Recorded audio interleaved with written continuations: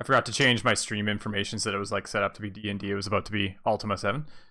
Oh, not quite the same thing. You can change that while live. I know, it's just, we're 30 seconds behind schedule and it's ruining everything. Remember to do the starting soon screen, which I always forget to do.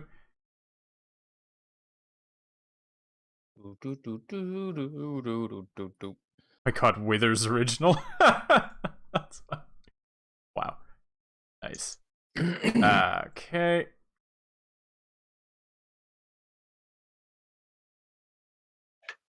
Ooh, it is warm. I'm gonna try not to pass out.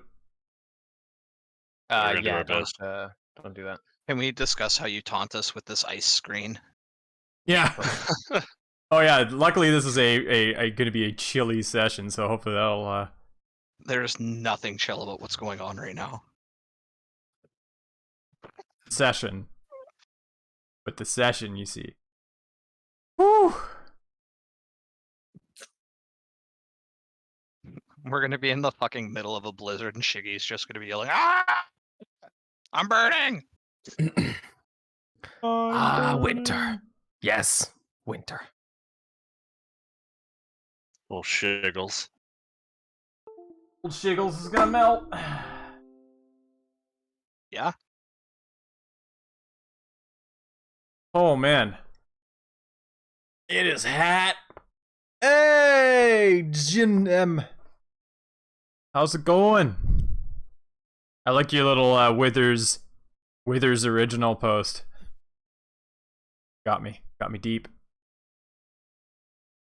Oh my god.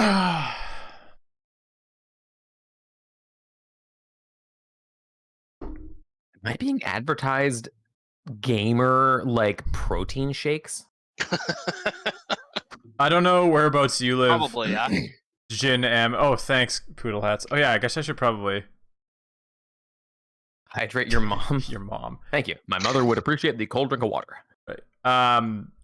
But Jin, we are all facing temperatures that are too high for us, for our snowflake Canadian souls.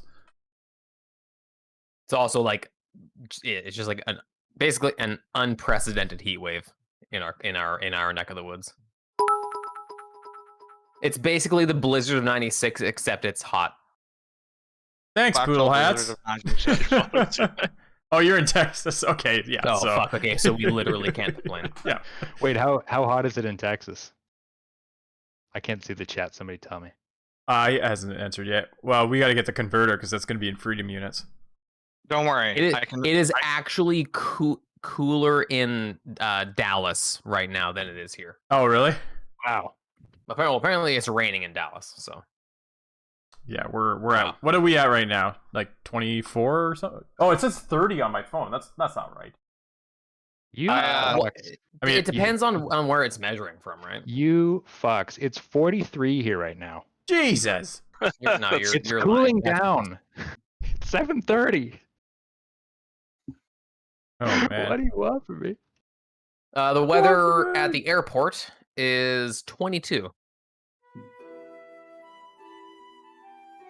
I don't have the weather thing on my desktop, but I've been on my I've been in the living room for the past 3 days. I haven't touched my computer, and I've been on a laptop, and it has the temperature thing. And yesterday it was like 41 to 43 for most of the day.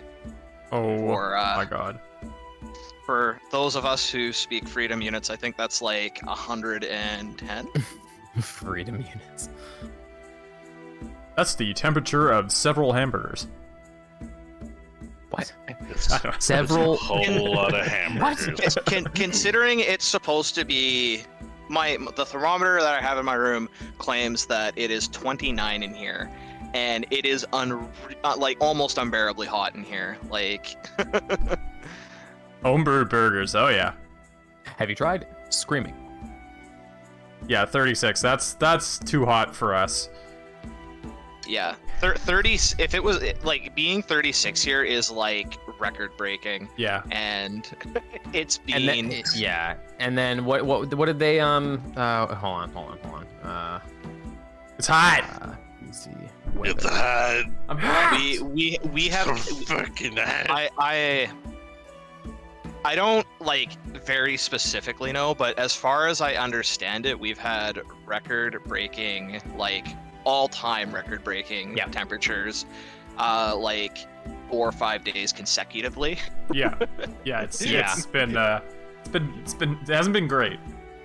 Yeah, in what was it? In like it was in like Lighton, I think in Lighton, BC, which is near the Fraser Valley. It recorded the temperature of like 46 or like 47. Damn. Or sorry, no, 49 and a half. Oh my god, that is. I mean, like we have we have the ability to So- buy fans. Some people have heat So- pumps. Or, So yeah, My parents have a heat pump. It's Yeah. incredible. Yeah.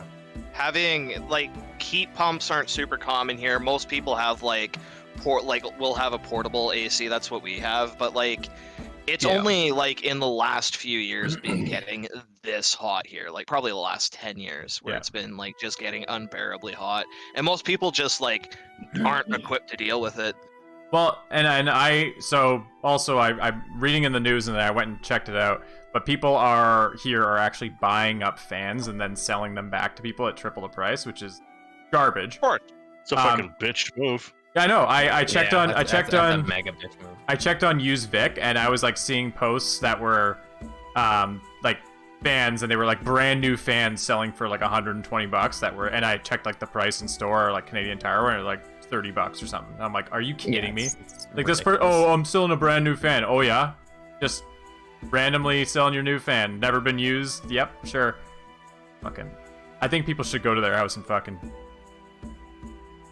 Probably should. I'm not gonna promote violence on the stream, but Give them a stern talking to is what you're gonna finish that sentence. I'm not with. gonna promote violence, but kill them. that is a new low. It's the same people who bought up all the hand sanitizer and then bought up all the toilet paper. Like, what the hell is wrong with you?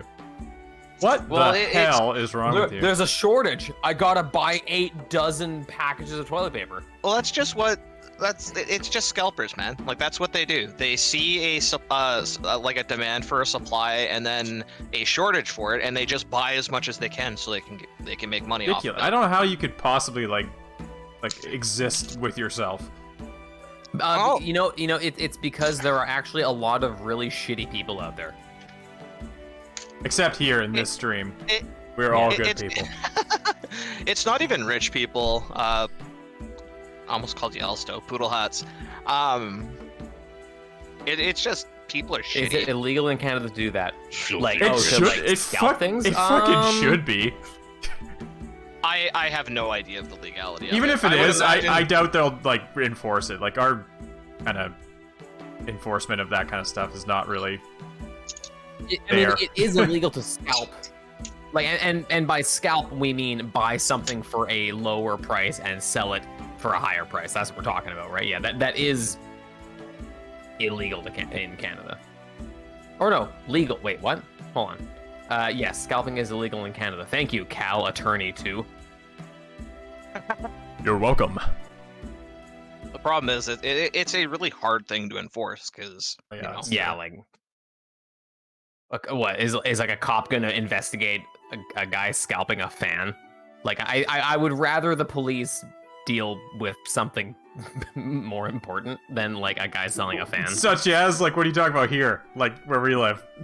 The horrendous like homeless issues and like crime. Well, they can't do anything And- about that. The homeless, no, they can't. The homeless should. No, I mean they literally fucking can't. Well, no, I Anyway, guess that's let's not get into that because That is the whole thing. that's a whole thing. You have a phone number like 1-800. This guy's a dick. That number again is 1-800. no. Piece See, of what we shit. need is more. What we need is more bike lanes. Come on, Lisa, helps. Give us some more bike lanes. Oh my god. Give us some more bike lanes to and from your work and your house. Yeah. Good choose. 25 seconds. Oh shit, I should get my notes up. Wait, where'd my notes go? This almost sounds like the tavern/inn theme in WoW. I think we've gone over this. Like every single thing sounds like that. All right, we are starting. Okay. Wait. You know, this Heart of Ice splash screen could almost just be like an album cover. Like it's pretty close. It just needs like another thing. Just needs like a bunch of guys on it. It's a band logo underneath. Bunch of guys. Can we get some? Can we get some snowy music, please? Sure. And our drafts go. I need a third monitor. I know, right? Oh, I know, right? Oh, I know.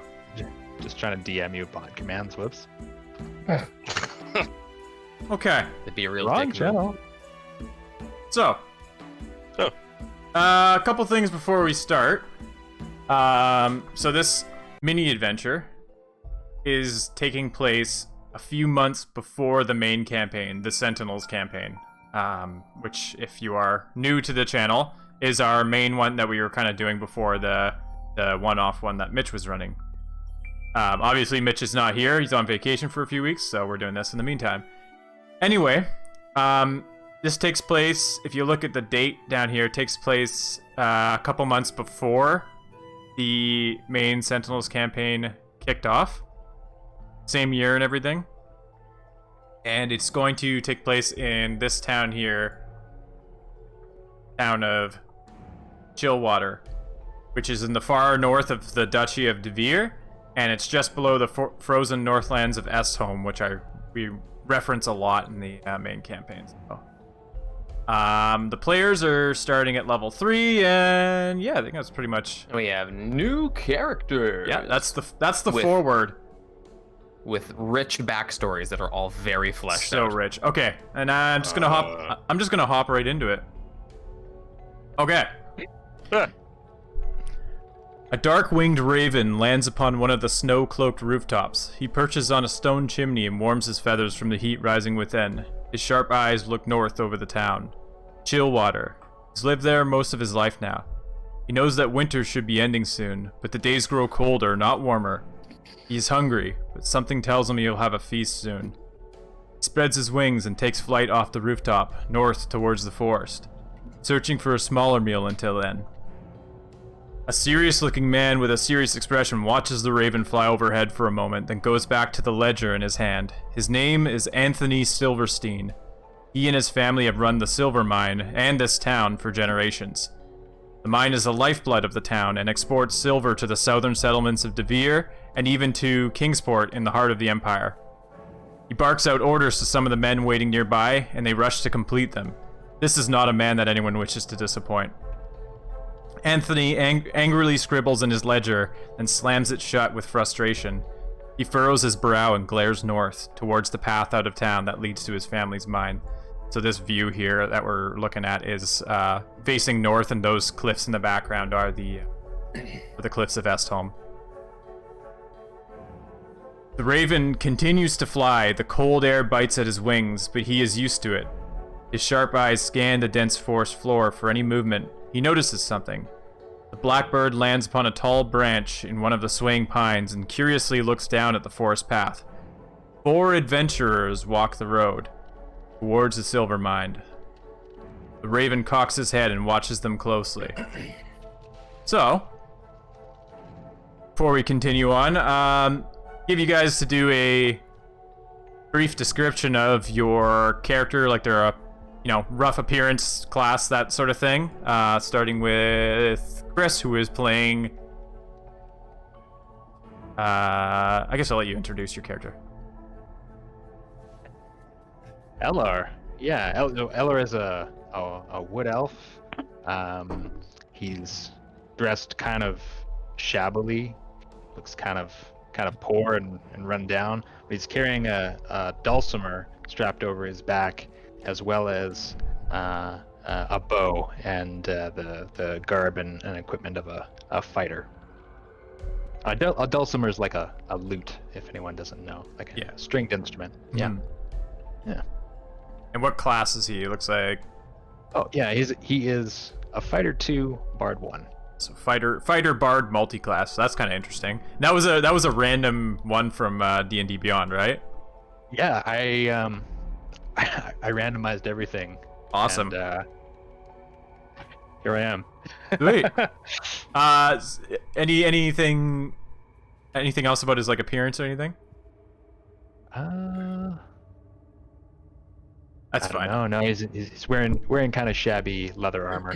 Okay, cool. And yeah. Awesome. Okay, and next we have Jason, who will be playing Shiggy. Shiggy. The old classic. Yeah. Shiggy is a simple dwarf. He comes from a long line of Shiggys. His father was a Shiggy, his father was a Shiggy, and his father was a Shiggy, and his father was a Shiggy. And his mother was a Shiggy. His mother was not a Shiggy. No, that would be ridiculous, Joel. Come on. Okay.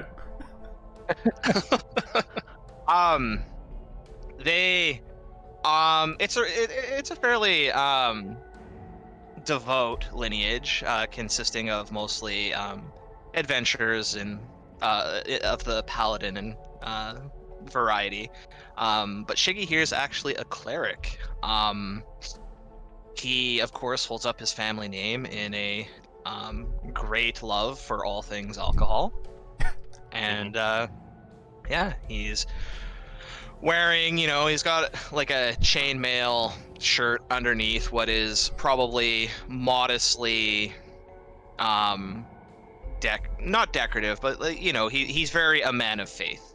He's got a relatively decorative like warhammer and a same with a shield. Nice. So it's got like his holy symbol and everything on it? His holy symbol is I don't know if this is the best thing to diverge, but he's actually got like a pendant that he has as his holy symbol. Should be his beard. That's cool. Oh my god. If that was an option in Beyond D&D, I totally would have done that, but my brain was melting when I made him, so Fair enough. I Yeah. was just selecting boxes. All right, and Logan, you'll be playing Falcor. That's not his voice. you gotta keep that up the Falcor rest is- of the session. No, I cannot do that. No. Falcor is a druid. He no relation to the character from Neverending Story. Nice. That was Atreyu. Are you sure? I should have named him Atreyu. That would have been sick. Anyways, Falcor is a tall, slender man, sporting a slender man? a slender man, if you will, sporting a fashionable goatee. And he won't go too much into whatever backstory he has, but basically, he had a short stint in some sort of military organization, and he was discharged from that a number of years ago, and now he is roaming the lands and the wilds to find the most badass animal, Nice. so he can transform into it. Perfect. So Falcor is, of course, a druid. Yeah, I did say that, right? Did you? I didn't hear. I think I might have. opened with that. Okay, well, he is a druid. He's just a guy. And then finally we have Grey Rob. Rat. Rob, who's playing. Steely Dan. Yo. Oh, your name down there says Hackfear. No, it It doesn't. shouldn't. Where? The Where bottom is it? left. That's okay though. Oh, Oh, that one. Yeah. Yeah. ignore that one. I'm ignoring it. Dan is a lanky, haggard-looking man wearing patchwork leather armor. He has like a big bag, kind of bustling with stuff. He's got a full kit, but nothing looks new or particularly kept. He's got a pair of rusty daggers hanging at his hip, and essentially wears a potato sack over his head. Nice. And he is a rouge. A rouge. A rouge. I see you've used the proper pronunciation for it. That's good. Yep. Awesome. Okay, well, Is that? Why do I feel like that's a vendor from Dark Souls 2? Sorry. it's not from Dark Souls 2. You're wrong. That is a character and vendor from Dark Souls 3. Plus 3, okay. Yeah. I wore the hat. I'm still wearing the hat. So the four of you find yourself walking towards the Silverstein mine. You try to remember how you got there, although it's kind of fuzzy. There was a lot of alcohol involved, something about a tavern, a traveling band, there was maybe a bar fight. In any case, you do remember waking up in Chillwater Jail, and with the worst hangover that you can remember. So you guys have known each other for some time. You're pretty familiar with each other. After cooling off in jail for a couple days, you were given the option to atone for your crimes with community service. One of these options was guard duty.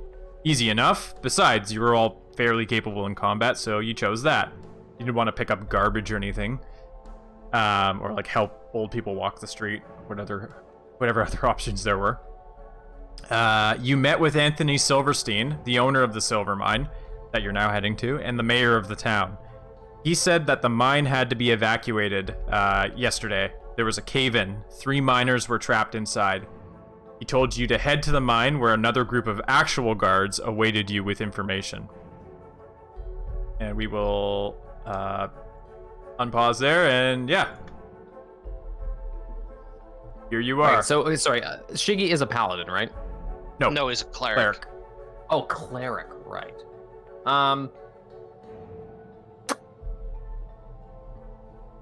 Yeah.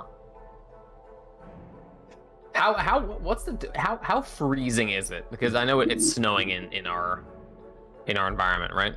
Yeah, it's pretty cold. I mean, probably like minus, I don't know, 20 maybe? Jesus. If only. How long have we been walking on this trail for? Say the silver mine is maybe an hour out of town, so yeah, just about an hour. Bit of a walk. Yeah. Okay. Oh my god, I didn't even see all those people out there. Well, I guess we'll just keep in our formation and continue walking this path up to the mine. All right. I guess we can just see it around this bend. Yeah, you can see it up ahead. Okay. Looms in front of you. It's Come kind along, best friends. It's built into the edge of the mountains that eventually build up into Estholm.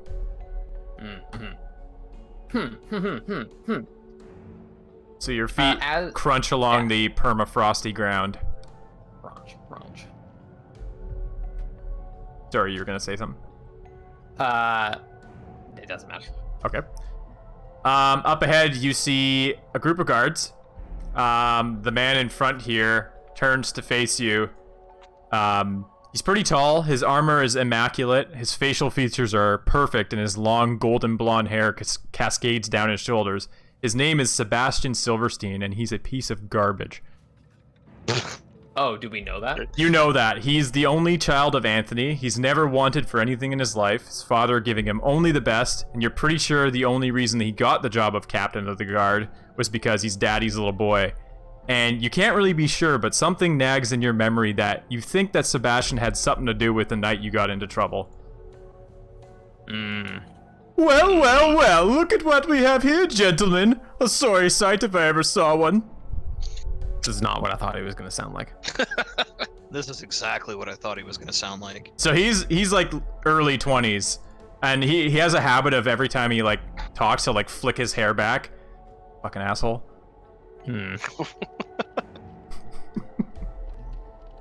Sorry, what was the first name? Sebastian? Yeah. Sebastian, yeah. Oh, Sebastian, aren't you a sight for sore eyes? What? Fancy seeing you here. We're here to investigate the mine. They sent you, did they? Aye. Well, since you are now my servants, I suppose I should tell you of your mission. I don't think. Shiggy rolls his eyes and will pull out a flask and take a sip of it. Clear your ears, gentlemen, I will only mention this once. Yesterday evening, just before quitting time, the miners heard a loud roar, then screams and crashing, as part of the mine collapsed. Luckily, a few of them managed to escape, but 3 were trapped inside. It is your job to go in and see to those men, or their remains. But more importantly, you need to collect as much of the silver ore those clumsy men left behind as possible. My father's business cannot halt even for a day. Well, how much ore are we realistically going to be able to carry out? Ore is heavy. We need some sort of like a mine cart. I'm sure brutish men such as you will be able to figure it out. And as an added bonus, father has agreed to pay you 5 gold per pound of silver you find. No. Oh. Well, all right. Do hurry up, though. It is quite cold out here. So, just so I heard you right, you said that the silver was more important than the men? You don't understand. The town of Chillwater, silver is its lifeblood. I'm sure the men are fine. You find them, then you can wake them up and get them out as well. I'm just making sure I heard you right, fam. He doesn't say fam. Well, thanks for clearing that up. It's just so ingrained in my lexicon. Anyway, Shiggy will take another swig of his flask, and I'm assuming the mine is up. This is the entrance to the mine right above you. Yeah, he will, without another word, he'll kind of. Let us not tarry, lads. Guys, That's you. red barrels. That's what you sound like. We will wait outside and make sure your way back is clear. And you see a couple of the guards are laughing to themselves, and they pull out some cards and flasks of booze. Yeah, I'm sure you will. Come. And with that, Shiggy will just straight into the entrance. Okay. He's not even going to look back to make sure his friends are following him. The badass. He's mostly just annoyed with this piece of shit he has been presented with. So I'm assuming we have like dealt with Sebastian like a number of times. You then. have, yeah. He's the captain of the guard, so you've had some run-ins with them. And he's, I don't know how old your characters are, but, you know, because he's daddy's little boy, the mayor's son, he's just everywhere. You don't like him. He's not a likable character. Okay, so you all head in the mine then? Wait, you're telling me you made an annoying character? Tell us. Say it isn't so. That's never happened before. Oh, hey. Whoa. He's actually the main character, and you guys better learn to like him. Okay. So this is a modern RPG, I see. Yeah. Alright, so it's pretty, oh, actually, yeah. So you descend into the mine. The passage itself is quite wide, supported by strong pine beams every dozen feet or so. After about half an hour, you reach an impasse. Some of you might be able to see. Most of you have dark vision, I think, except for or 2 of you have dark vision. So the 2 that can see, you can see that the path ahead seems to be caved in. However, you notice a side passage off to your right. It's pretty dark in here. There are some unlit sconces that can be lit if you have a way to light them. Do I have a way to light? Would it be investigation or perception to just kind of eyeball the cave and see if you know, it looks relatively safe to step forward? Perception. Okay. Where's my character sheet? So Falcor lights the torch. Yes. Ritual's thankful. Okay, I said it was 15 minutes, right? Okay, so Shiggy, you look around. It's obvious that this has collapsed here. I think it looks pretty sturdy where you are now, but obviously your path forward is blocked, so any forward progress would have to be made down this cave. Yep. Alright. Oops. But you don't see any immediate danger of anything falling on you.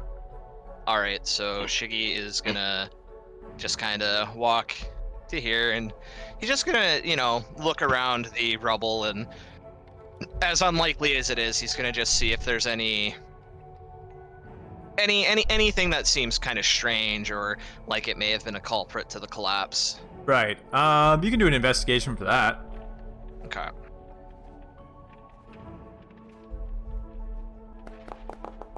Holy shit. Get him out of the way now. Okay, so you look around the rubble and you're trying to find something that could have caused it, but I mean, it's such a mess. The rocks came down on the supporting beams and they're just splintered and shattered. Yeah, can't make heads or tails of it. Yeah. Let me know Won't if you be getting guys. through that way, boys. Let me know if you guys want to light any of these. I can put a thing on them. Yeah, I'll light the ones I pass by. Okay. Oh, can I put a thing on them? Uh-oh. Second. Steal one from the other. Oh, I already did. Never mind. You like those two? Okay, there we go. There we go. I did it ahead of time. I'm smart. What Yes. a genius. You look down the passage and can't really see anything yet. The mines, like the passages are fairly thick. They're usually, at least 5 feet wide at most parts. There's another sconce here. I'll light it. So you guys come to another fork in the road here. You see some crates. Is there actually a pick on the ground in front of me? There's actually a pick on the ground in front of you, so it looks like someone discarded it. But it's just like a pick on the ground. It doesn't have like blood or anything on it. You can do an investigation, see if you can find anything about it. Daniel will also help. Invest. Hey, Oh, there's yeah, Daniel. here we go. Fuck it. Daniel doesn't matter. So you look at the pick. You're trying to find out if if there is blood on it, but it looks like it was thrown to the ground, probably in haste. Just the position of it. It wasn't placed lightly to the side, which makes sense as you heard that the miners did flee the mine in terror when they heard it collapsing. So. Can I discern like the direction the person would have ran when he threw it on the ground? I rolled a 20. You did roll a 20. Well, you rolled a 19 actually. Oh, did I? That's the final Oh result. yeah, because I got a. You're reasonably sure he went this way. Sorry, which way? Out towards the entrance of the mine. Okay. But plus, there's like footprints on the ground. Since I rolled a natural 20, I clearly sniff it a little bit, and instantly the history of that pick is diverged or divulged. It merges. me. It merges with you, and you become Chiggy Pikmin. Yeah. You become the Pikmin. Valcor. You notice a glint off your torch down here. Oh, is that some silver I spy? It does look like silver, for sure. Okay. Ooh. It looks like a lot of silver. So it looks like a couple bins of silver there. Wait, like, how are we gonna? Because was it silver he was paying us for, or was it Yeah, 5 gold per pound is what he said. Okay, so how many, roughly how many pounds of silver does Falcor spy on the ground? That's a good question. I will roll, and you see 5 pounds of silver between the two. Okay. I will pick up this first bit of silver. So he was paying us 5 gold per pound of silver. Yeah, and there's Yeah. 5 pounds total between those two, so you guys can divvy that up however you want. Am I able to discern if? Sorry, I have here, I will make this visible, you guys. Edit permissions, all players. Yes. So in items, you should see Silverstein Mine. And you should see 1 pound silver ore. Mhm. And so you can drag that into your inventory and then just add however many pounds you pick up and just like keep changing the number basically in the quantity, and it should update the weight automatically. Okay, I will have 5 pounds. Okay, so you're picking up all of them, Falcor? Yeah. Okay. Well, these ones, not like all of them. Yeah. Don't worry, Steely. We'll divvy these up after the fact. Do I know? Would she have an idea of how much like a pound of silver is like actually worth? Oh, I thought you were gonna say how much a pound of silver weighs. He also needs to know that. What's heavier, a pound of silver or a pound of feathers? What would that be? There's no appraise check in this game, is there? I'm thinking like No, you could. history maybe. Yeah. History of money. History or insight. maybe. Well, insight's more like No. trying to figure out if Insight someone's wouldn't be. what's on someone's mind, sort of, right? I would say history Okay. or just an intelligence roll. Yeah. Yeah, maybe we'll just go with intelligence. we'll go with history. Oh boy, Shiggy has no clue how much the it's real shiny rock, Shiggy. It could be worth anything. A real could be shiny. worth anything. All right. So shiny. I mean, 5 Well, gold per pound. That's not bad. I'm glad we found the more important thing in the mine. Let's keep moving, lads. He'll make his way. Has Falco ever heard Steely speak? He does. So Oh my god. you hear Excuse me, a voice echo through the mines. Steely, was that you? What kind of voice? No. A terrifying whisper voice. Did Yeah, you it not, was. Jason? Did you not hear that? No, I didn't actually. Okay. Do you have your Foundry volume up? I might not. Let me. Yeah, I will play it again once you have your Foundry volume up. Oh, is that played through Foundry? I'm playing it through Foundry. Mine was really low okay. at first, Okay. but I'm glad it got captured on the stream. Figure audio. Yeah, just do like your Where- sound slider. Where is the sound slider in Foundry? I Gear did. settings, configure audio, video. Oh, I just did there's- my desktop one. I think we're ready. Oh. You ready? Listening? I. Okay, I heard that time. Okay. All right. Sorry, I think it blended into the background ambience. a little bit. It's terrifying. So you guys I hear think you it's hear the voice. That's I turned up Foundry. Okay. Did you guys hear that? Yeah. What the devil was that? Oh, Falcor spies some more silver over yonder. Yep. So you see a little side passage here with another crate full of silver, another discarded pickaxe on some other crates over here. Falcor will take the silver, or maybe he'll let Steely Daniel. Steely maybe he'll let Dan Steely take is some. hopping around like a like a madman. He Like scrambles an over the orangutan. rocks. And he starts picking up the rocks one by one, shoving them into pockets all over his body. You find 1 pound of silver. So Steely and Dan, you can add 1 pound of silver. So it should be in the items page under silver mine.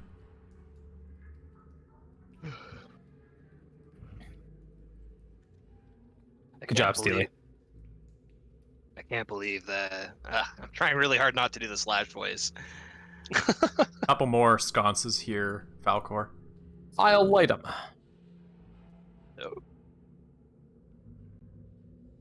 So yeah, you see the pine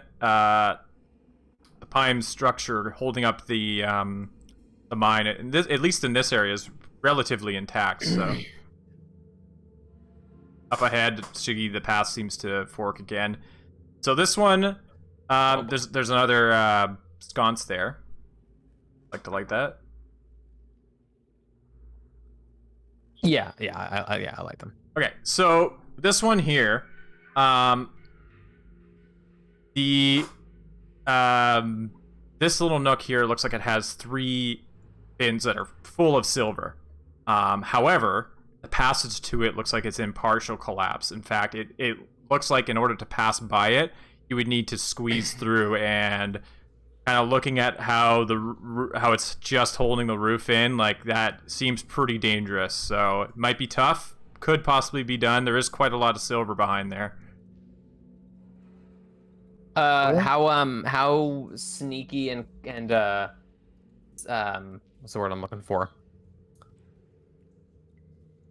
I don't know what the word I'm looking for. Can you do it, Daniel? It would probably be a stealth I- check. A stealth check to get by. can try. Okay, so Okay. so Falco, you're gonna stand right there in the blast radius. No. The blast. Radius. Sorry. Why not send the dwarf? After all, we are underground. That's true. Dwarves cannot die from cave-in. What? I mean, he's. I mean, am I the This smallest is of at us? least partly your fault. One drink, you said, and now I'm here and I'm going to die underground with a dwarf. How about with a What are you friend? trying to say? Look with a friend. This was always our destiny.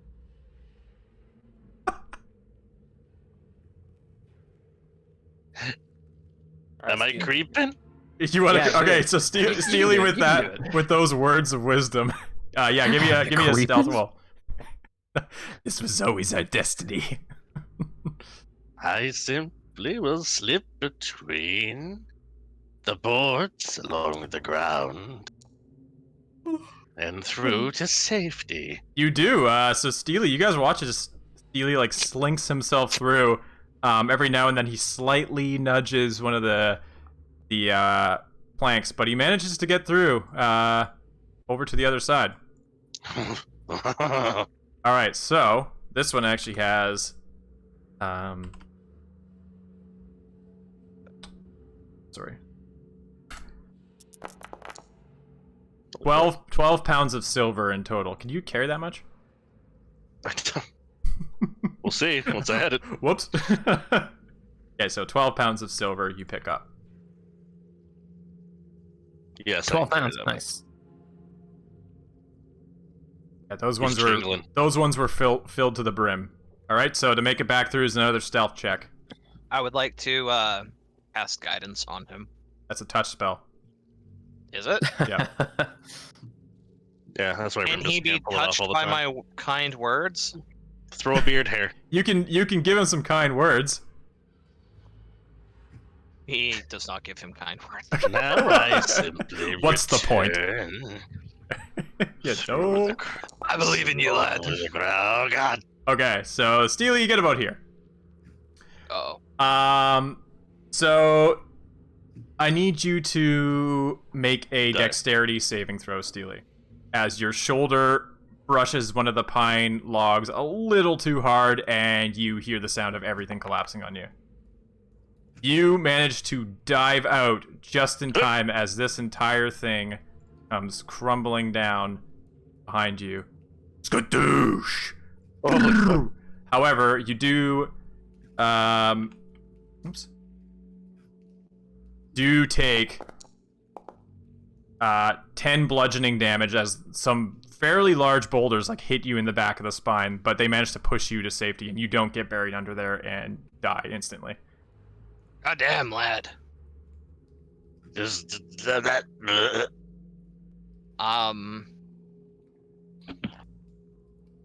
Okay. Let me see. Okay.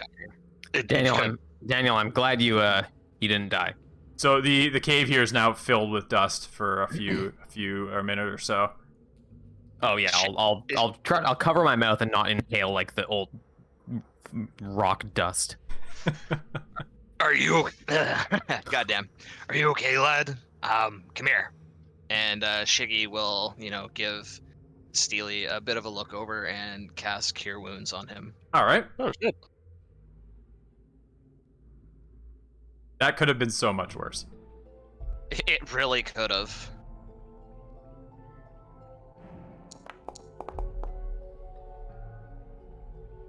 All right. Oh, wow. Damn. And we're back. And we're back. I wasn't kidding when I said Shiggy's a heal bot. And short rest.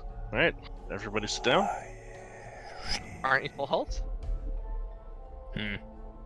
Wait, did you get hurt from that? Yes. Oh, Yeah, shit. the rocks kind of fell on our poor Steely. Oh, I thought he got away unscathed. Dang.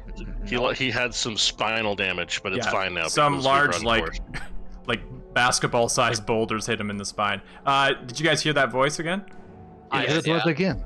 You hear this? Yes. Did anybody else hear it calling my name? I heard my name.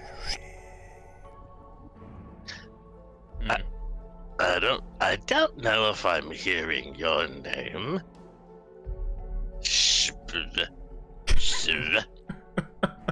You sound like the G. You sound like the G man. But Oh, awesome. Awesome. Alright, so you guys continue on. Yeah, up ahead you see like a discarded shovel. So it looks like, hopefully most people got out. Another bin full of silver is glinting here off Falcor's torchlight. I'll pocket it. Okay, so that will be 3 pounds of silver you pick up. Biggie doesn't look terribly interested in the silver. Uh-oh. He Alright. kind of scoffs every time we see some, actually. So, Falcor. Yeah. And Shiggy. Possibly Steely. You guys see one of the miners here on the ground in a pool of his own blood. Likely not alive. That's supposed to be on the inside of you. Can I make a perception check to make sure that the area between us and him seems reasonably safe? As can I just look and see if there's any immediate danger in running up to investigate the body? Sprinting through, eyes closed. Yeah, go ahead. Perception. Yeah. Where's oh, there he is. LR's a little bit behind. Yeah, you scan the walls, you look at the fur, beams holding it up, and this one's actually in fairly good condition. There is another sconce here that could be lit. Yeah, I will lit that sconce. Lit it? I'll lit it. Alright. So yeah, you Is continue on. Anybody trained in medicine? Shiggy will not sprint, but hastily kind of come here, and I'd like to investigate the body and try and determine what the hell happened. Sure. So you guys pass through this little, much narrower portion of the cave, kind of looking around you, approaching the body fairly cautiously. You do see that around you, these crates are just annihilated. Yeah, give me a medicine check on the corpse. I was really hoping you were going to say medicine check. Okay, so, this one, curiously enough, it doesn't look like he was crushed by anything. It looks like he was thrown against this wall with great force. Shiggy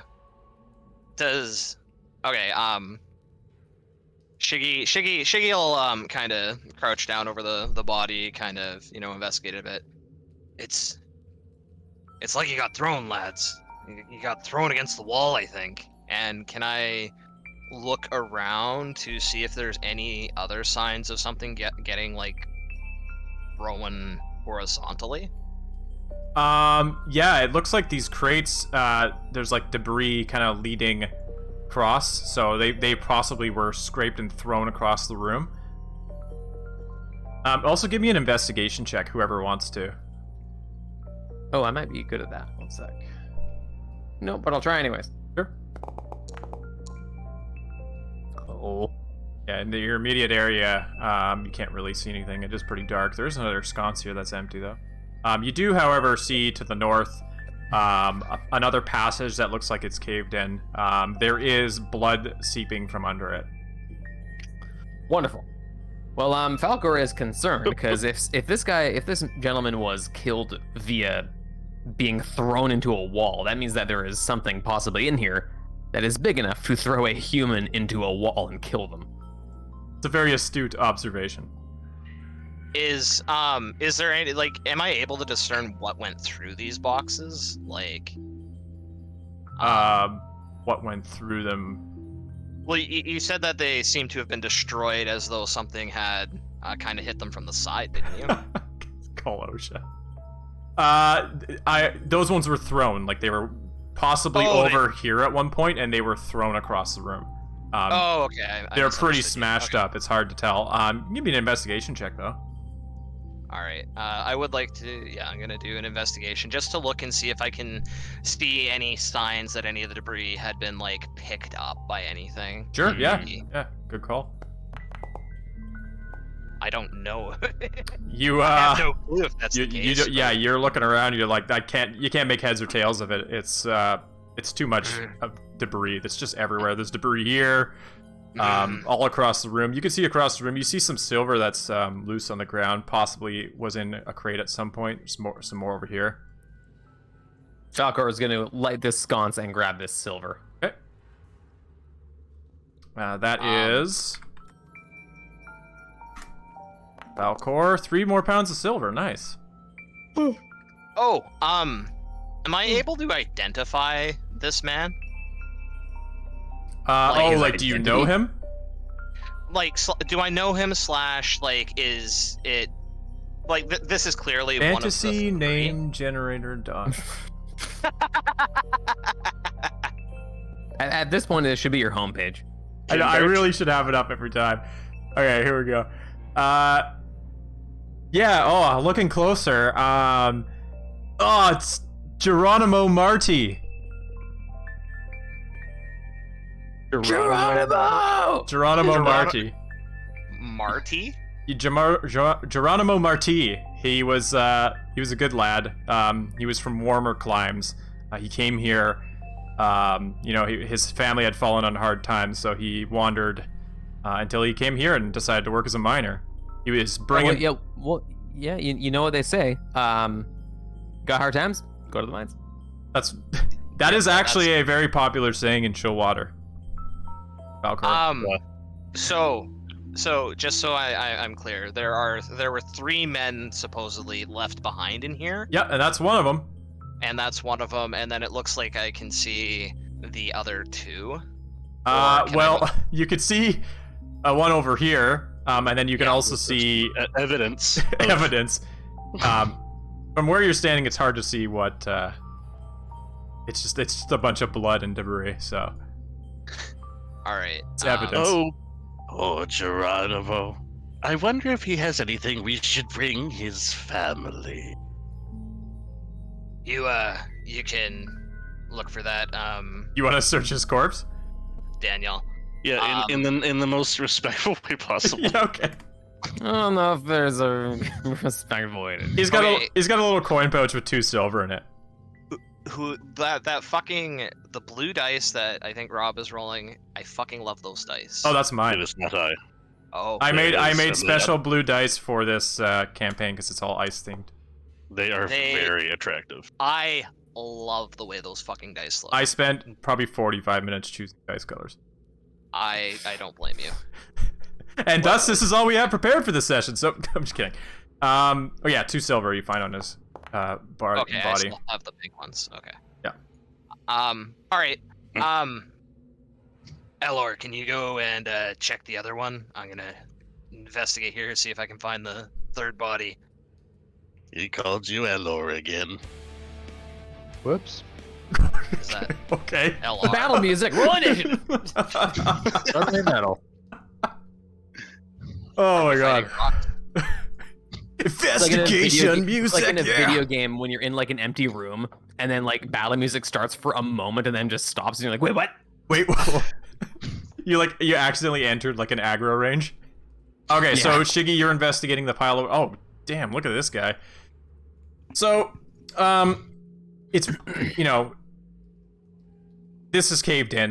There's a lot of blood there. You do see a hand under it, so it's reasonable to assume the person who is under there is not alive. Does the hand have like a name? A ring? It has a ring, a wedding ring on it. Shiggy will kind of making sure that it's safe to do so. He'll kind of walk over and kind of hold the hand and close his eyes and bow his head a little bit on one knee, just for a moment, and then he'll take the wedding ring. So on the wedding ring, there's an inscription that says, "To my loving wife." You mean from my loving wife? To my loving wife, Abuin Dillon. What? To my loving wife, Abuin Dillon. Yeah. You want to run that name by me again, there, Coach? I'm not doing it. It's a wedding ring. It's hard to get the ring off because his fingers are so swollen with the blood and the crushing. Swollen with death. Also, with that same investigation check, you see large score marks on either side of the rock walls. Large score marks? Yeah. Something was scoring against the walls. 10 out of 10. Like chipping out the walls. Oh, okay. I was like, what the hell's scoring? Okay. So I got the ring, right? Got the ring. Let me add that. I see, Shiggy, you understand. Understand what, lad? Just the acquisition of things. What the devil are you talking about, lad? I'm giving this to his widow. Identify him. Yes, of course. Taking is not the same as keeping. Shiggy will look at him with just a raised eyebrow, and then he'll take a sip of his flask and kind of do a bit of a cough, clear his throat thing, and say, "Lads, look over here. It looks like something's been scratching at the walls." Oh. I'm gonna check this body before Daniel can desecrate it. Okay. Falcor, did you want to light that sconce there? Search. I would love to. All right, LR, if you want to, you want to see what killed him, or what exactly are you trying to find out here? Or are you searching his body? I both. guess can I identify him first of all? Is he like somebody? Oh, he is, of course, going to be, Dave. We're getting there. This is, Hubert Tionk. Hubert? Yeah. Hubert Chionk. Hubert was a drunk. And as such, you find a flask that's half filled with whiskey on his person. A chunky drunk. If you want to do an investigation check, a medicine check to see how he died, Sure. despite, all the stuff on top of him. All right, so, at first glance, you're reasonably certain how he died because there's like a ton of debris on him. But then you kind of look at his corpse a bit closer and notice that, although there's a bunch of debris on top of him and it's quite heavy, it's not enough to cause the large, very large depression that's on like the middle of his chest, like something stepped on him. Ooh, like a giant foot? Like or a something? giant round thing stepped on him and crushed him, and then he got buried after the fact.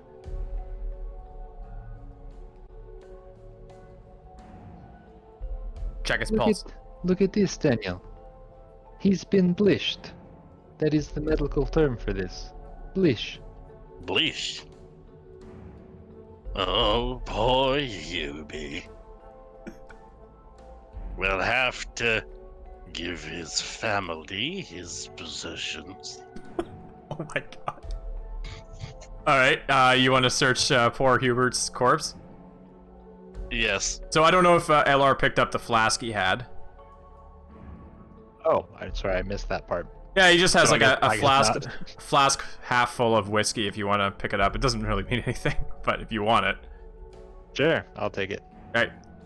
I don't have an item for it, but you put something in your page. So Steely, you search his body, and you find another 2 silver on him. Hubert was not one for keeping his money for too long. It was that silver likely by that night would have been spent in the tavern. Oh, Yubi. Falcor would like to, because you mentioned that there were like scratch marks on the wall. Jiggy had mentioned that there are score marks on the sides of the cave, not the rock itself. Sides of the cave. Like something had scored the sides of the cave. Okay, it's not like claw marks or like fingernails that were scratching into the wall. They are singular scores. Okay, so it looks like a big cleave or something. Okay. Exactly, yeah. Oh, so it specifically looks like it wasn't made by like a. It looks like it was made by some sort of like tool or instrument or something like that. Potentially, but something's off about it. Okay. LR, you find a pile of silver. Would you like to pick it up? Yeah. You immediately perish. There is 1 pound of silver in that. And yeah, if you, it's in the item page under Silverstein Mine. That one is. Can I use my skills in animal handling to see if I know of an animal that would have made such score marks? Ooh, yeah, go ahead.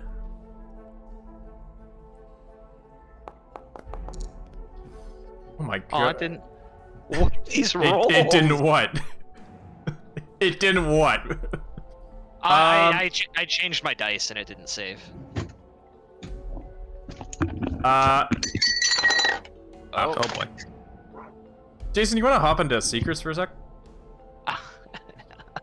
Oh dear. Yeah. Go to Big Brain.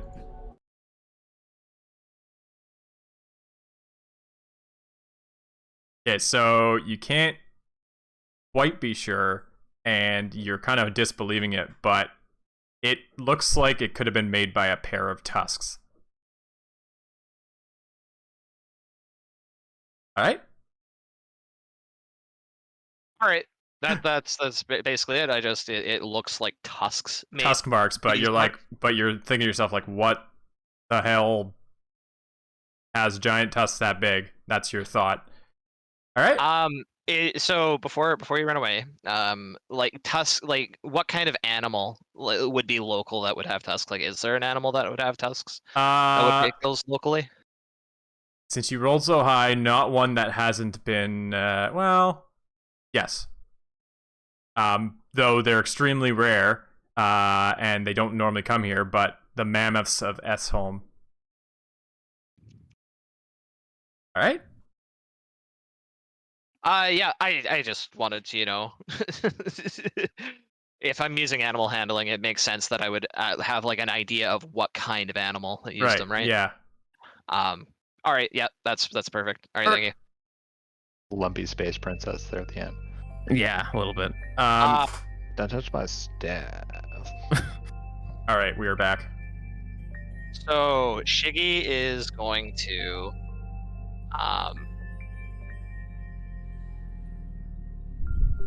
he's gonna like kind of get in for a closer look at the score marks, and then he's just gonna and haw a bit, and then just look really confused and kind of with one hand on them turn back and say, and you're not gonna believe this, lads. I think these are tusk marks. Tusk, as in like from a mammoth. I've seen these marks before, while doing the rounds deep in the woods, and The mammoths of the woods. yeah, why not? And no, it's. I think a mammoth made these. What the devil is a mammoth doing in here? Do any of us know what a fucking mammoth is? Yeah, I was gonna say Falcor has probably heard of a mammoth, but he probably never dreamed of seeing one. So you guys have heard of... That might be a strong animal I can turn into. You guys have heard of the mammoths of Esholm, but for one to be like here in Devere and be inside the silver mine is like really hard to believe. But I'm not going to say that you're lying, Shiggy, but how does something so big... Lad, I haven't the faintest idea. Cave? Lad, look it. I don't believe myself. All right, like this something fucky's going on. Something fucking... I don't trust what's going on here at all. Can a mammoth even fit in here? How do they get in? This is the question. I mean, I'm not saying for sure it was a mammoth, but if you were to press a fucking fireball spell to my head and demand for me to tell you what made those marks, I would say a mammoth. Everything other than the logic of how a mammoth could be in here is screaming a mammoth made these marks. Does Shiggy have a history of blaming everything on mammoths? Yeah, I'll good let you. question. I'll let Shiggy field that one. It was the Shiggy? mammoth. No, the real reason this town's going to shit is the mammoths. Shiggy, you probably know Shiggy for saying kind of tall tales, not like outlandish lying. Like he's not known for lying. He's maybe known for embellishing stories, but you also know him as somebody who is quite well versed in, handling and caring for animals. He is quite fond of all of God's creatures in the fuzzy and animal kind. And like if somebody was to, if he was to tell you that, Tusks made the marks, like you're inclined to believe at very least that he strongly believes that that is what happened, or that everything is telling. Like you don't think he's lying. Yeah. All right, cool. Okay. Maybe somebody summoned it. So yeah, you guys are chatting in the cave, and your voices echo throughout. Definitely quiet in here. LR, you do notice that there is some glinting down this passageway as well. Well, we can't stand here debating about mammoths all night, boys. I agree. What was the? Did we have a? What was it? How did investigating the third body go? He was stepped on. The Stepped medical on. term is splished. Like It stepped on by appears- what? Possibly some sort of huge creature. Can Shiggy go over to the corpse and see if it looks like a mammoth stepped on him? My God, it was the mammoth again. Jesus Christ. It's a Um, perfect your mammoth story. print. Now that you're Look at looking at it, sorry, Big go on. round shape on his chest. Yeah, I think LR pretty much answered it there. He's gonna add this evidence into his mammoth manifesto. Mammoth, So- Mammothest. So sorry, I didn't quite understand the words Chris said. He was bleached. We explained this. He was All blinked. right. So I look at it and like, can I discern if he was splished by like what may have been a mammoth? Blished, not Like- splished. It's a technical term. Get it right. Now that you look at it, Blished. and after your mammoth animal handling check, this looks like the work of a mammoth. Okay. Lads, I don't know how this is possible, but I think we're dealing with a mammoth here.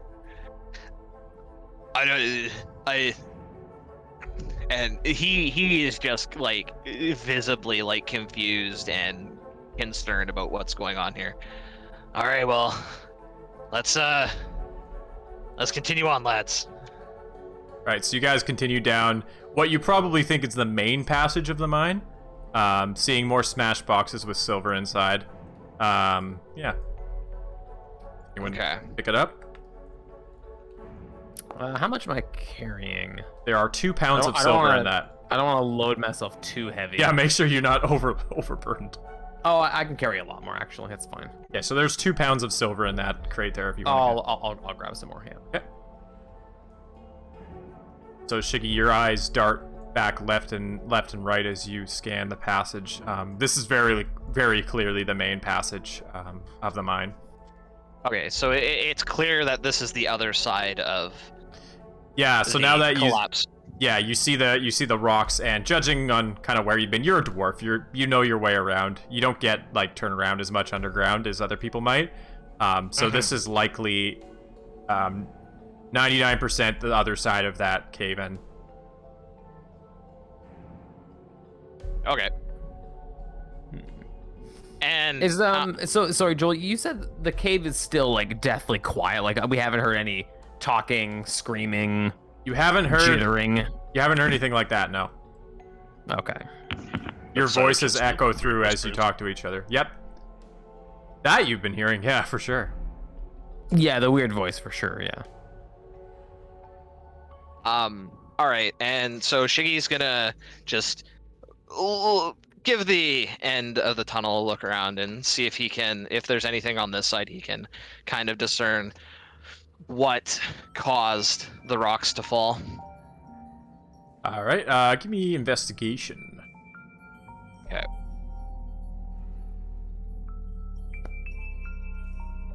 Oh, that's a cool looking dice. Yeah. Not cool enough for intimidation.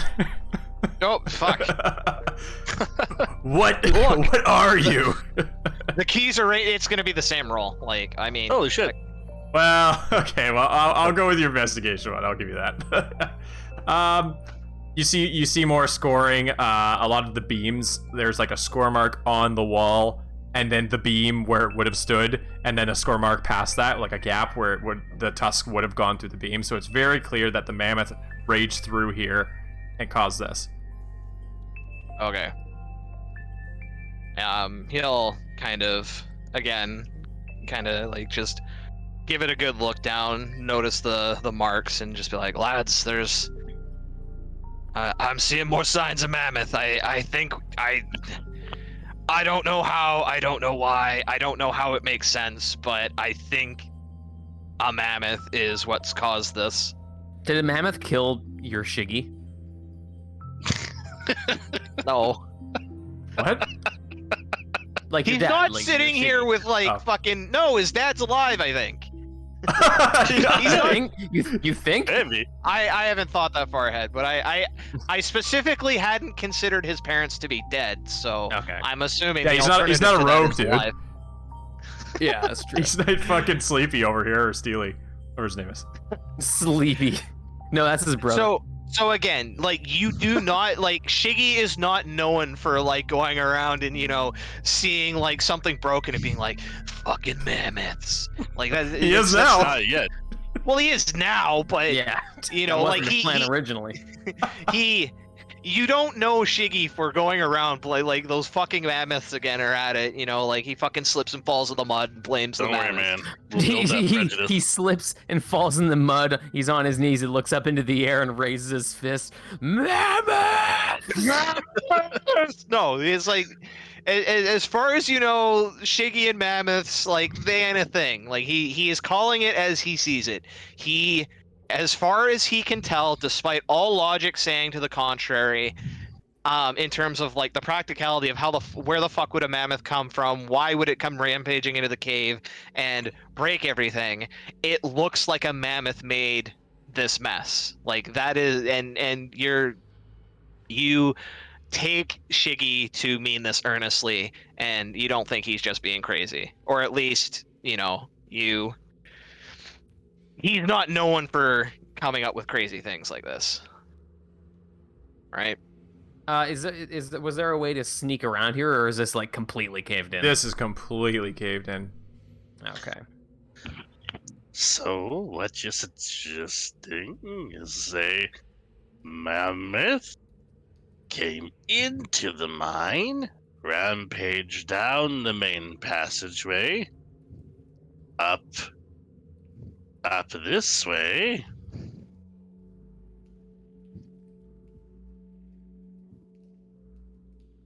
and then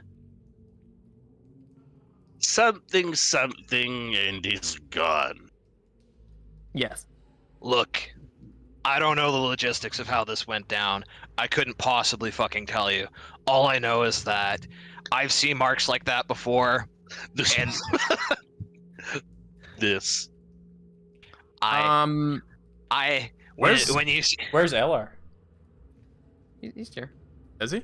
Oh, he's down He's there. just- Okay. he's just hanging out. Quick question about these bodies. Were they like at all warm to the touch, or are they like cold? They're frigid. They're cold. Okay, so they have likely been here for like a while. Well, the collapse happened last night, so. Right. All right, lads. Unless it's looking like there's not much else we can investigate in here, unless you have anything else you want, let's head back and report to that dickhead. That damn voice again. So you hear the voice again. I'll play it. Mm.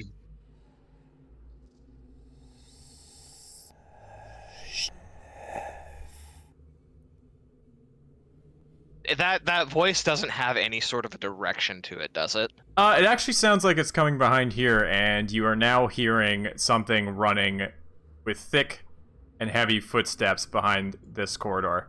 We should leave. And I use my skill in animal handling to know if it's a mammoth. It sounds like 4 paws hitting the ground. You also know with your skill in animal handling that mammoths are incredibly powerful and dangerous creatures. Boys, I think we found our mammoth and we need to get the hell out of here. Crash! You hear something scraping at the rocks and they all start to rumble. Crash! Again. Boys, it's Yeah, go we should time. leave. Into Out the now. Into the hole, somewhere we can hide. The rocks fly across the room. Ah! It's trying to get through. Oh, let's run. Fucking We're running, told you we're lads, running, it's a we're running fucking away. mammoth. And then the cave where you just came through collapses. Oh my god. We need to get the fuck out of here now. Out the way. Well, there's no way he'd get through this tiny little thing. He is gonna. You can Make sure. hear these rocks here starting to be scratched Oh, away. fuck. Let's Oh, go, he's- let's go, oh, let's he's go. He's going the short way. Fucking Dan scrambles. Go, go, Alright. go. So, as you guys are fleeing out the way you came, it took about 15 minutes to get in here from walking, or minutes or half an hour. It was about half an hour, sorry, to get in, to actually walk into the mine.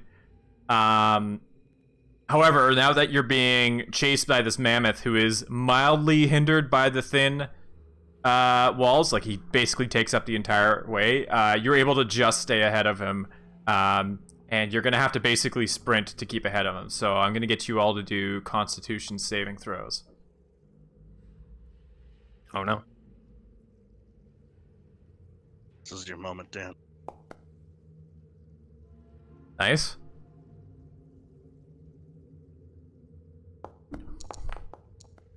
Ooh, nice, good roll. Nice. Oh no. Oh no. And LR. Chris. Ooh, look at your. Oh, okay. So, Yes, dice. so you guys are Being sprinting down optimized. for about 15 minutes. You're sprinting down this hallway with this mammoth, like, very close behind you, smashing through. Every time he does, it, like, something collapses behind him. He continues on. Shiggy and Falcor, you guys are able to keep ahead of it, and however, you have to stop and kind of help Dan and LR, who are kind of tripping over everything, it seems. So Steely and LR, you guys each gain 1 level of exhaustion. Oh, shit.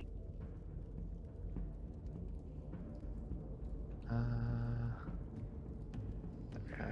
1 level. Brutal. Alright. So after the 15 minutes, though, you manage to just get barely ahead. You can hear it's behind you, but not far. You get to the entrance and into the daylight. Well, did you manage to find the silver? Fucking mammoth in there. We just run past him. Yeah. Falcor runs past him and says, "Run." Run? What do you mean, run? There's Run. the mammoth. No Run. time to explain. A What are you great talking- beast is coming. What are you talking about? There I look is as a I'm mammoth. as I'm sprinting away, and he says, "What do you mean?" I'm like, "Run!" Steely, how you doing there? I hope Steel is with us. Steely, sorry, having a I'm little good. bit of a lag issue. I'm gonna assume you're with him. So he sees you run past, he looks back to the mine, and then you guys can hear the doo doo doo doo. And Sebastian's like, some oh. red barrels and explodes. Sebastian looks in the mine, he's like, oh. And he starts running with you. Run!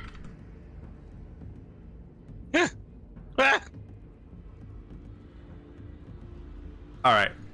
Shiggy, where are you going, bud? He's He's scrambling. kind of running around like a fucking lunatic. Okay. So, you guys flee, and you hear the sounds of the mammoth kind of stop behind you as it, I guess, stakes its territory in the mine, and you leave all that behind you. Yeah, that's his mine now. You swiftly move along the path until you are reasonably sure that you've left the danger of the mine behind. So, as you're sprinting, probably about a half hour passes. Just to let you know, it is about midday, though it is pretty dark. The sky's overcast and there's light snowfall. After half an hour of sprinting, you come to the bridge that leads into the eastern part of Chillwater here. You pass by the smithy, which is the first building on your right, and you see the smith standing outside. Are we not concerned about the mammoth like following us to the town? No, when you left, when you ran away from him, you heard him, and you probably looked back and saw that he like turned around and like kind of has staked the cave as his territory.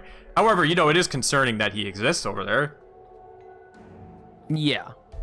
Yes, that is a concern. Nothing you can about it now.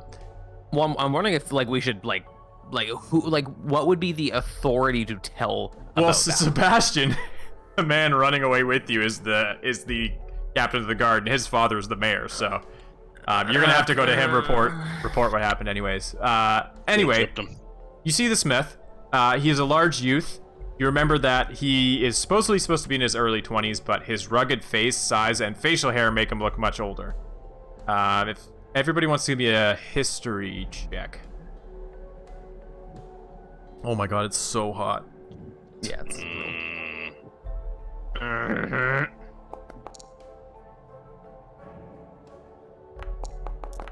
I had multiple situations prepared for how you would deal with that. Running was one of them. Okay. How fucked would have we been if we stayed and fought it? Well, I don't want to say, but with your animal handling check, mammoths are incredibly dangerous. Like one or more of you may have died in that fight.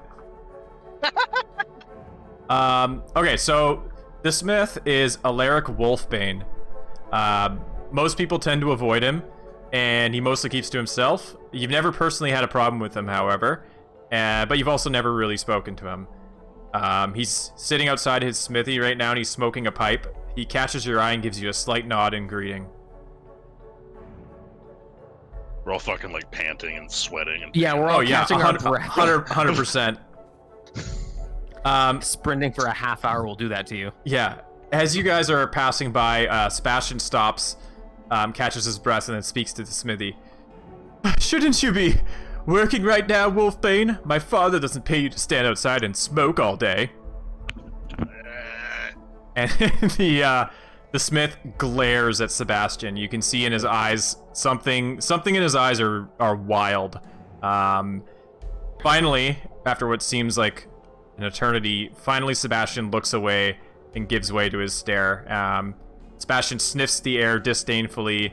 The smith puts his pipe out, gives you four another nod, and then heads inside. And you hear the sound of like a blacksmith hammering.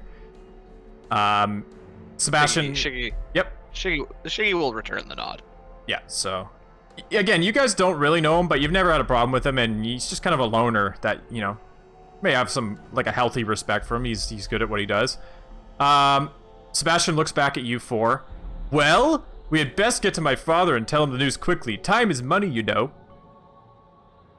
Indeed. Sebastian, I don't like you. But I don't much like you either. Oh, the feeling's mutual, lad. Let's go. Luckily, I don't have to. Shiggy is already walking down the path. towards You his work for father's. me, servant. No, we work for your father. You work for my father, then you work for me.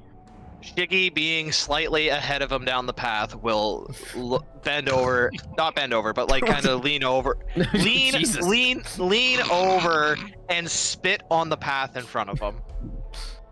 And then he'll take another swig of his flask. Sebastian kind of sniffs the air disdainfully again and flicks his stupid hair. My mom, yeah, about this. Ingrates. My father should hear about this. Yeah. All right. Yeah, that's well, the plan, lad. That's where we're going. Have you been reading my script? Okay, so you Right, guys. I guess we'll go to the mayor. Yeah, you continue into the town. The mayor. You pass by the well here, up the sloped cobblestones that lead towards the town center, which is kind of up in this sort of area. Okay, chill winter. East. Chill winter. Chill water. Give me a sec here. I didn't know who was going to survive, so I didn't put you guys in yet. Seriously. Oh, right, and the other fellows are... There was, what, 4 guards, I think? Four surviving guards, and Sebastian. Well, kind of moves Bastard. as a group. Sebastard. So up ahead you see the large multi-tiered building which serves as the Silverstein Mining Co. headquarters as well as the town center. Anthony Silverstein is standing at the stone steps leading up to the main entrance. Ledger in his hand, he is furiously scratching something into the ledger. Upon seeing you guys and his son and the guards, he slams the ledger shut and then hands it to this guard over here and then stomps up to you all. Well, what's your report? I mean, we didn't tell Sebastian anything except for the thing about the map. So we didn't actually give him any information about what's in the mine. That's No, true. but he can be the one to report the fact that we ran into a fucking mammoth. That's true. Sorry, that's his father that we're reporting to right now. Yeah, Or- yeah. This man here is basically, he looks like Sebastian, but he's a lot older. What's his name? His name's Anthony Silverstein. Have we like had run-ins with him before? Like, what's our yes. disposition with him? I mean, the Silversteins are the ruling family in this town. He's a pretty shrewd guy. He was the one who basically had you arrested when you did whatever you did in the tavern and forced your punishment on you. Oh yeah, that's right. Yeah. But so we basically just have a distaste for the man and the family. The family are kind of assholes, especially Sebastian. Sebastian you hate just because of he's a prick. But I mean, they do from what you know, they do their job well and the town flourishes. They do tend to care a lot about money, however. Okay, so if the town prospers and they aren't like egregiously dickish, then Shiggy would probably just have like a bit of a neutral respect for him then. Right, yeah, that seems fair. Okay. Father, the mines. I'll let them tell you. And it backs away. Oh, fuck. What an asshole. I want to have They're, the NPCs talk to each other. I'm not talking fucking... Shiggy will step forward and you're not gonna believe this, sir, but we went in to investigate the mine as you had requested, and we were... Sorry, requested? No, ordered. You were doing your community service for the crimes you committed, but go on. Yes. We investigated the mines. We found your 3 missing men. They are unfortunately didn't make it out. At least 2 of them were, and I promise you this is the truth, sir, and you're not going to believe it, but at least 2 of them were killed by a mammoth that had rampaged into the mine. You can ask Sebastian for confirmation on that. We all bore witness to it. It came rampaging down the tunnel shortly after we located the bodies and damn near trampled us all to death. You see his eyebrow raises as far as an eyebrow can raise. And he kind of glances behind Falcor there towards Sebastian. I wouldn't have believed it myself, Father, but I have to admit that they are telling the truth. A mammoth. I. And it's still there. It seems to have. It very clearly had decided to make that its dwelling, right? Oh, yeah. Like that. Yeah. So yeah. It seems clear to me that it has decided that that is now its new home, and it was defending it, I guess. You mean you left the mammoth in my silver mine? What would you suggest we do about that horrible, rampaging, ginormous mammoth? Fight it with our bare hands? Do your job. You have equipment, do you not? We are not equipped to fight a beast of that ferocity, sir.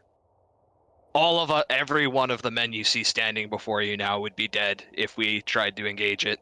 Is that what you want? Would you have your son die for this? Of course not. I suppose your words have merit. However, every day that silver mine is out of commission is countless profit lost for this town. This town that lives on that silver mine, I hope you understand. We are well aware of that, and we actually, and he'll gesture to his companions that had collected silver. We were able to retrieve some silver from the mine. Ah, well, at least there's some good news. I guess we can hand that over now. Yeah, so you guys tally up how much you have in total, and I'll give you the gold, and you guys can split it however you want. So I have 13 pounds. Okay, so 13 pound. plus 1, Steely Daniel also has 13 pounds. 13. Okay, so 27. Anything Did else? she pick any up? He never picked up any. Okay, so 27. 27 divided by 4. It's a good thing you picked a nice round number. Well, he'll give you 7 gold each. Oh, sorry, no, it's 5 gold per pound, didn't I say? Nah, you said 7. No. No, you actually get more. He said 5 gold per pound. Yeah. So Give me a sec here. 27 times 5. Math. Where's my calculator? Calc. we get 34 each. 34 each. Okay, 34 Yeah, each. So he hands you out a pretty sizable chunk of gold. Some good news at least. I am a fair man. I will pay you market rate for the silver. Thank you. Is the mine in reasonable Thank you, condition? There's oh god no. There are numerous cave-ins. There are corpses, and there's a mammoth. I understand, but the main passage, is that still intact? I mean, they're all. Well, Sure. we don't know for certain, but it could have been cleared in the rampage. Sir, I'm a level with you about this. The mammoth did heavy damage to any sort of support structures you had in there. There was multiple collapses. It will be a monumental task to get that mine up and running again. Well, it is a task that we will have to complete sooner rather than later. But first, we will have to deal with that mammoth, and I trust I can rely on you to be a part of that expedition. Shiggy will kind of sniff his nose and take a swig of his flask and just kind of linger on that for a moment and then nod his head. Okay, so We while would definitely need reinforcements. so while you guys are yakking away there, kind of in the background here, you notice a man kind of starts walking down the street. There's a man with a gun over there. He's got a gun. He's got an RPG. He's wearing a hood, so you can't see his face, and he seems to be heading towards the mining company headquarters. He stops short of the town center there and calls out towards Anthony. Are you Marcus Silverstein? And Anthony looks up from talking to you guys and looks up to the stranger, looks him up and down. No, I am his son. Who are you? The man kind of stands there and asks again, I must speak with Marcus Silverstein. Bring him out. Anthony. Do we know if Marcus is even alive? Marcus is the patriarch of the Silverstein family, and I mean, you haven't seen him for a long time, but But we know that he is alive still. I mean, you haven't heard of him dying, Mhm. which is a great answer. Anthony is quite annoyed now. He kind of stamps his feet a bit and looks at the guards here, who kind of step out and put their hands on their spears, getting them ready. Look, sir, I don't know who you are or what business you have with my father, but he's not seeing visitors currently. Now I will have to ask you respectively to leave, or you shall be escorted away. Do I make myself clear? Stranger just kind of stands there unmoving. Finally he says, very well. You shall not bring him out. I will have to force my way in. And then he draws a long sword from his side. Which at the same time, the two guards here draw their spears, and then all the other guards draw their spears. Sebastian actually pulls a greatsword off his back. And then the near... There's nothing great about his sword. It's a pretty large blade. And then the other townspeople around here are screaming and running for cover. Roll for initiative. Well, this guy is severely outnumbered. I can't imagine how he'll survive this scenario. There is no active combat encounter in your currently viewed scene. There should be now. There we go.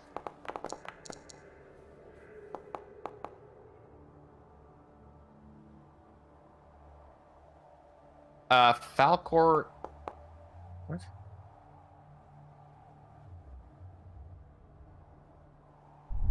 Why is Falcor not? Oh my god. They call him Swift Shoes Shiggy. Swift shoes, eh? Shiggy? Swift should. Swift Shoes Shiggy. Wow. All right, you want to give us some battle music there, Chris? Oh yeah. Dude, Janie's got a gun.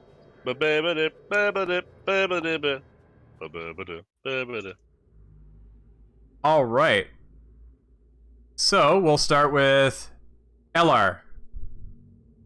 So yeah, everyone's drawn their weapons here towards this man who is heavily outnumbered.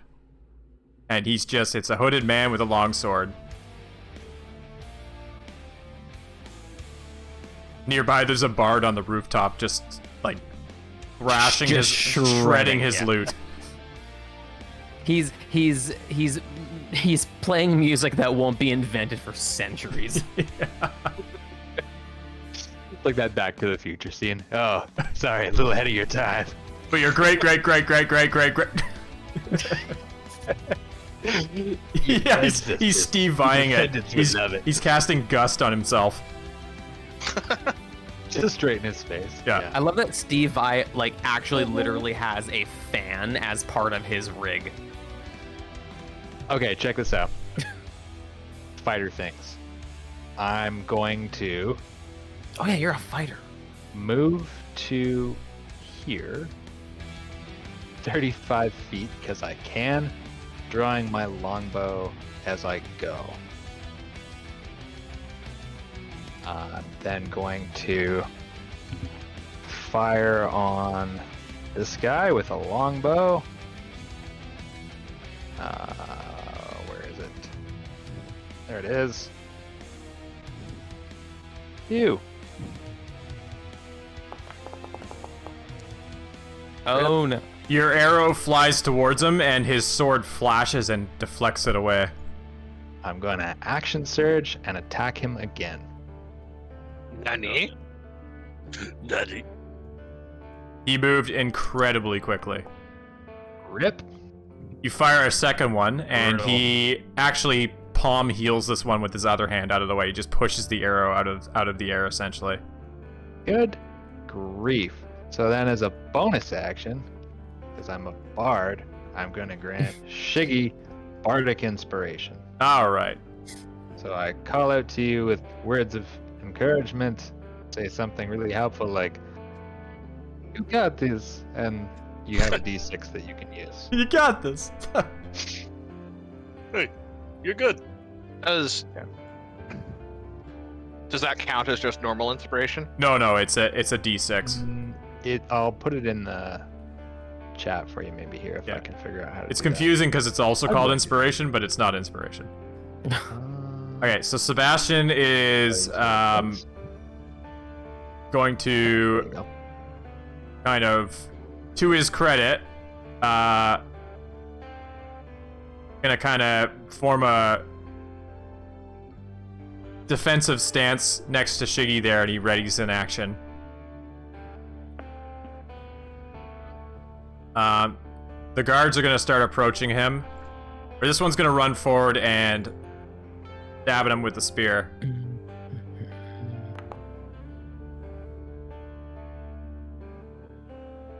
You could see his AC. He's so powerful, not even the DM can see his AC. Okay. So you watch as the spear goes into his like side.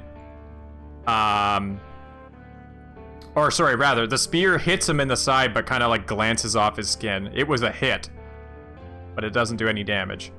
And the guard himself is like stunned and looking at him. The other one's gonna do the same. But the man this time brings his sword around, deflects the spear out of the way. The other guards here will draw crossbows.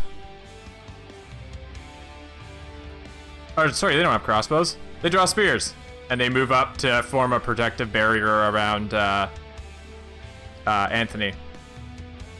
Falcor. This guy as well.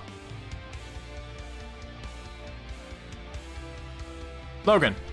Oh, I'm Falcor. Yes. Okay. I'm Falcor. Alcor punch! Lord Falcor. Falcor? Oh yeah, I've got spells. I'm gonna prove it. Okay.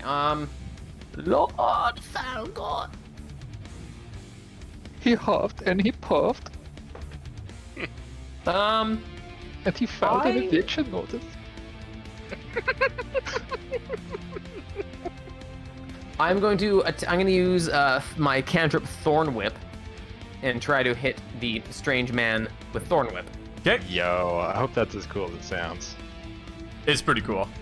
Yeah, it's pretty cool. So I'm gonna make okay. Let me post that here. Okay. Make a melee spell attack. So that's a. Wait, how do I roll a melee spell attack? You just do your spell attack Oops, bonus. that's guidance. Whatever your acrobat. spell attack bonus is, that's what you're doing. Oh. Yeah. Okay. Nice. Okay. I don't have a button for that, but I guess I'll just roll a d20 plus my bonus, Yeah. which is 5. Actually, that's pretty good. Yep. Yep. Fuck me. So your whip comes out, and he brings the sword up and cuts the end of the whip off. How much purple? Hermit purple. All right. That is my turn. Okay. Go to pass turn there. Yeah, I would love to. Steely. Steely is going to follow LR in the direction behind this pile of boxes, and he's gonna use a dash. Both. So, at this point, scurrying, keeping low, keeping behind here, and that will be the end of his turn for now. Okay. So the strange man has been hitting, like parrying arrows out of the air. He's been parrying people's spears. He's been being hit by spears, but they don't seem to do anything. And he actually drops to a knee and then starts to scream, which causes these guards to kind of step back.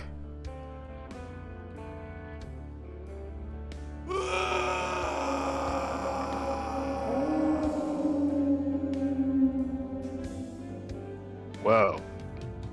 And as he screams, it quickly turns into a howl, and you watch as his body grows, his skin becomes covered in thick hair, and his face elongates, his teeth sharpen, and his eyes begin to glow bright yellow.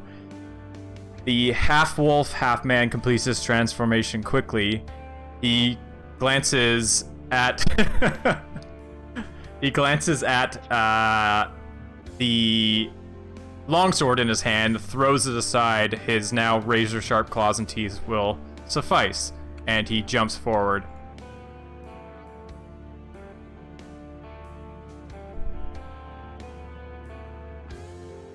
And is going to bite this guard on the left, who somehow manages to block the attack. Oops, I guess he's not on the initiative anymore. I think he was right in front of Shiggy, wasn't he? Oh no, he's right in front. He's exactly where he was, pretty much. Commoners are going to flee in terror. Ah!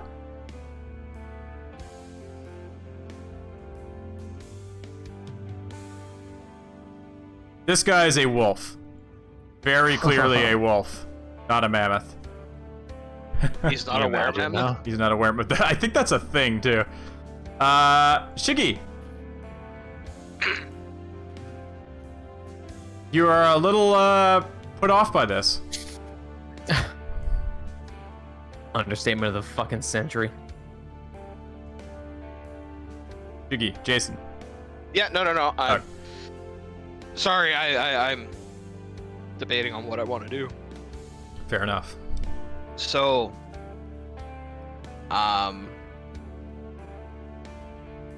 has Shiggy ever seen something like this before? Give me a history check. Not a handle animal check? Yeah, I can do a handle animal.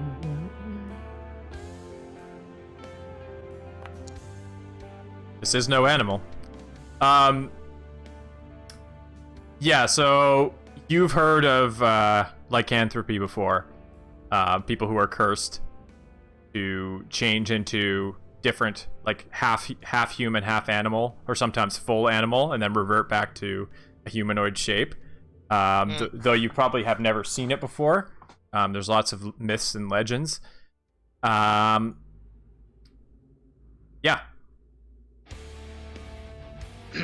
Oh yeah, do we have any of that silver we just gave the mayor? Can we just throw it at that werewolf? Shiggy will pull off his sock and fill it with Full of silver. Yeah. So Shiggy, you do remember that, yeah, lycanthropies are weak to silver. But in the form that the silver's in now, you would essentially have to take the silver in your hand and bash him with it like a club, which may or may not be super effective. Well, obviously, what if we force fed him the silver? Do you want to go up to the werewolf and open its mouth and force feed it silver? No, I'm not saying I want to. I'm saying what if. Then it would probably not be good for it. Maybe he'll just want to eat it, you know? The forbidden noms. I guess you won't know till you try. my Warhammer is decorated in silver, right? Right? Right? No, Shiggy is going to kind of just look at it probably with a pretty disturbed look on his face, and he's just gonna call out, "I hope you got something silver, boys." Lycanthropy is no joke. And he'll raise his hammer and he will call to the power of the divine heavens to aid himself. Does Anthony look like a fighter? No. No? Okay. He will cast aid.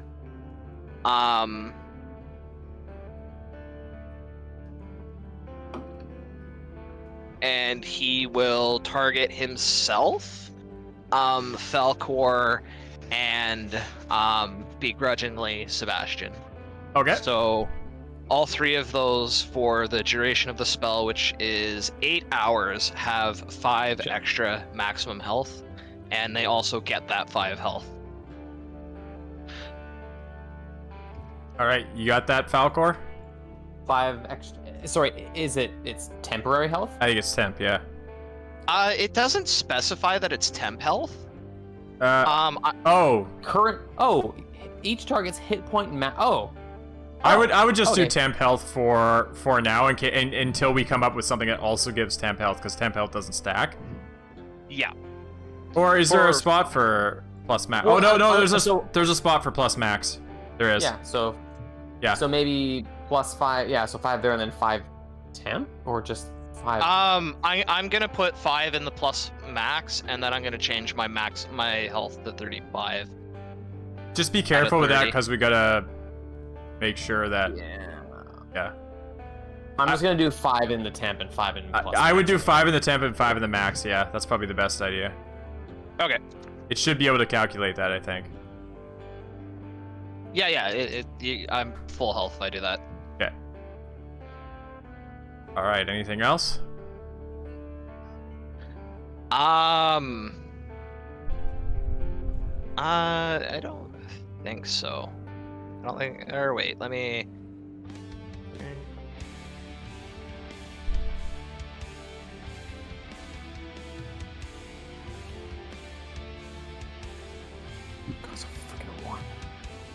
Yeah, this is outrageous. He is going to cast Shield of Faith on himself. Can you cast 2 spells? It's Shield of Faith is a bonus action. It's a level whatever spell, right? It's a level 1 spell, yeah. What's You 8? can only cast 1 spell per turn. Oh. Unless the other spell's a cantrip. No, it is a level 2 spell. Yeah. I wasn't aware that you could only cast 1 spell per turn. Yeah. I have not played a spellcaster in 5e. All right, never mind. I think, like, unless the second spell is a cantrip and the casting time is a bonus action. Yeah, that's true. The casting time on this is a bonus action, but it is a first level spell. Yeah, so that's a no-go. Has to be both. Never mind. He does not cast Shield of Faith. He remains unfaithful. Perfect. Wait. His turn ends. Okay, let's take a freaking break here. I need to pour water all over my head. We will be back in 10 minutes or so. I will be right back.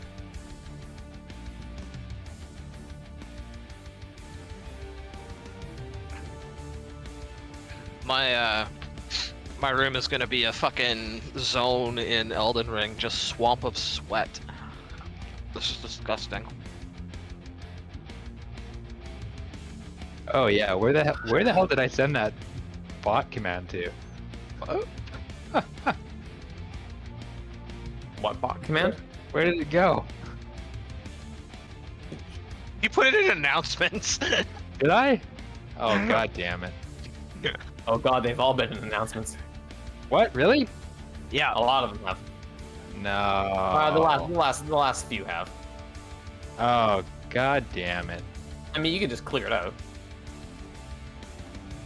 And then we can. There we go. Yeah. Nothing happened.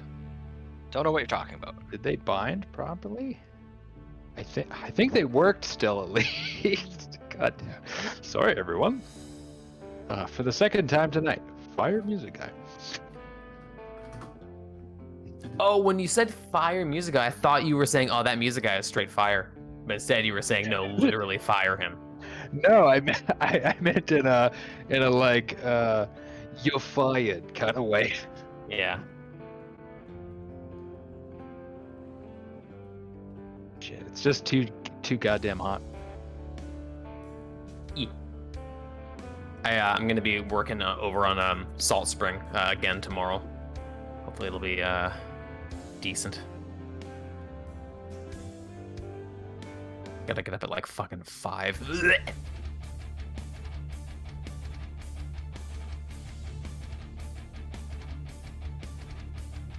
What sorry Chris, you probably mentioned this. Where'd you get this music from? So this is by a guy named Alexander Nakarada, who I think is the dude behind Serpent Sound Studios. And yeah, basically his deal. He makes this stuff all available for free for YouTubers, filmmakers, podcasters, streamers. So non-copyrighted, commercial or non-commercial, and he doesn't actually ask for attribution that I can see. But shout out to Alexander Nakarada for making all these awesome tunes. Absolutely. Yeah, you can check him out on YouTube at Serpent Sound Studios. He also has a Patreon, which I will link in chat. So he has a successful Patreon that I will link in chat. Hey, there you go. Yeah. Buy him a coffee if you want. Seems like a cool dude. I mean, he likes metal. That means he's cool. No, wait, that means Varg is cool, and Varg isn't cool. I was just looking for a set. Joel and I were talking about some way that we could mix it up for this this campaign, and we wanted to do something more winter themed, but also something that wasn't like our standard combat music that we've been using for a while. So what we've got going is we've got 2 different rhythm bots, and one is doing our ambient winter soundscapes, and the other is playing these tunes. So yeah, we'll see how that goes. But it's too goddamn hot, and I'm having trouble keeping them straight, so I apologize for fucking up. It's fine. I'm gonna BRB for just a second.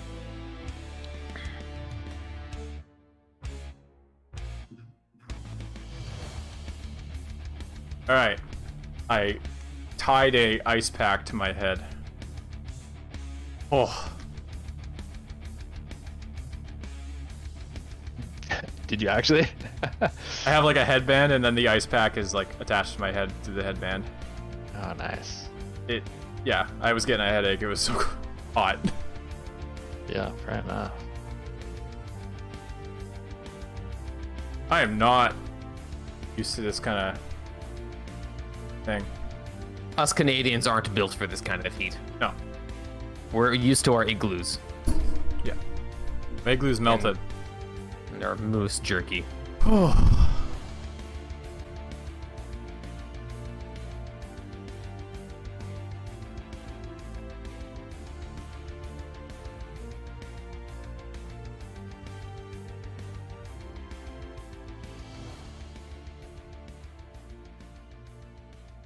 Yeah, this is brutal.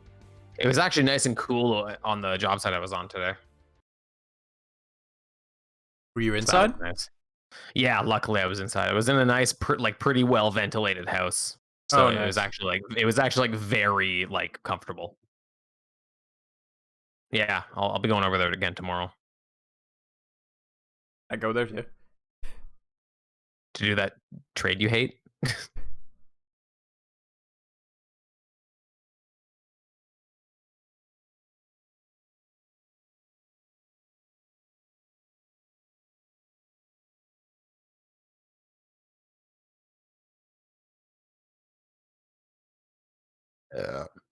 Oh, what happened to Founder? I just moved you to the title card. Oh, okay.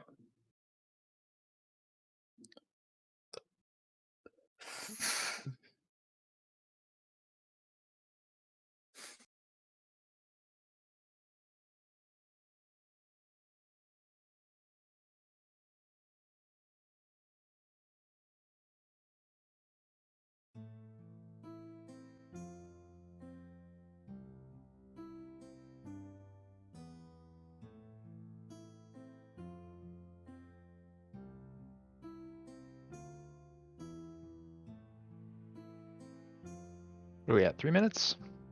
Yeah, 3 minutes and 20 seconds or so.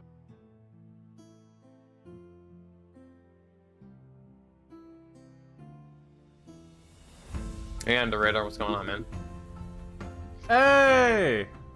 Underwriter, aren't you? Yeah, you're somewhere. Alberta, I think. Oh Right? yeah, you're the Albertan. Yeah, Alberta. Oh man, I hear this heat wave is moving east. So It's going east. Oh. look out. Sorry, radar. Yeah. Yeah, what are you at there in normal temperature? Well, let's find out. 38 degrees. Okay, that's not okay. Yeah. Not okay.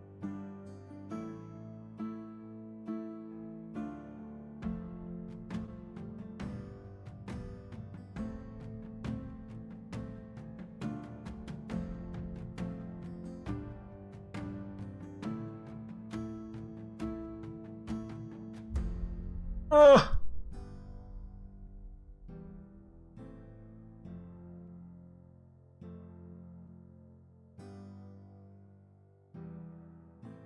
Yeah, a nice, cool, refreshing 26.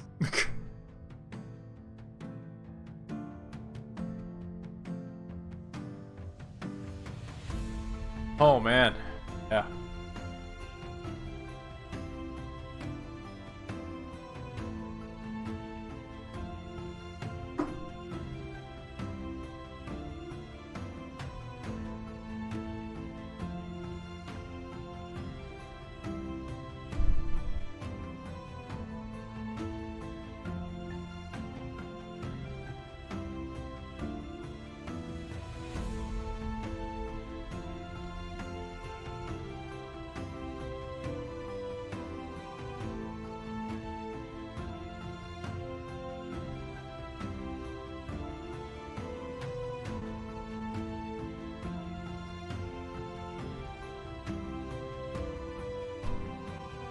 Man, the action economy on that first turn was fucking great, and I love it. But the rolls could not have been more disappointing. Oh, I know. Yeah. And now I don't have action surge. Shit. At least you get it back after a short rest, so it's not like the end of the world. Yeah, you're right. I should just short rest right now. Yeah. Guys, hold him off for like an hour. Well, that's it, everybody. Good night. I'm spent. Start sawing logs. Oh my god. OLR. Fucking guy. Classic LR. Classic LR. Alright. Classic, this character that we randomed and Yeah. just came up with. Hey, I'm loving the RP so far. Nice. Rob's character is fucking beautiful. 10 seconds. 10 seconds. Oh, let me run back upstairs. 5, 4, 3, 2, 1. Let's roll. Okay. God, which window is the proper window? That's the key. Sorry. Okay, so I'll bring you guys back to here. So I have shift things around. I'll explain why.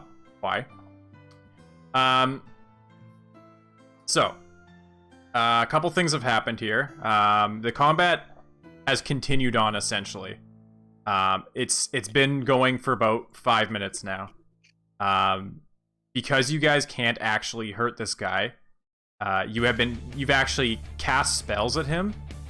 With Shiggy's knowledge of magic is, lycanthropes are susceptible to magic, and you've watched in horror as he's even healed past that.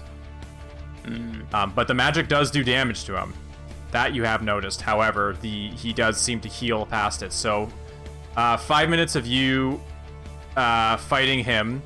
You've managed to contain him here, and no innocents have been killed. However, 3 of the guards in those 5 minutes have been bitten. Around this time, where you hear movement behind you, and you see Alaric the Smith running towards you with a large pack on his back, which he swiftly pulls off and pulls out a number of short swords, sliding one to Falcor. What do you use as a weapon? I use a quarterstaff and a club. Okay, so he slides one to you. He slides one to LR, slides one to Shiggy, and Steely Dan. Are you more of a? You're a short sword kind of guy. So you each get a short sword. And LR, you probably get some arrows as well. And as you guys, Is it like a special?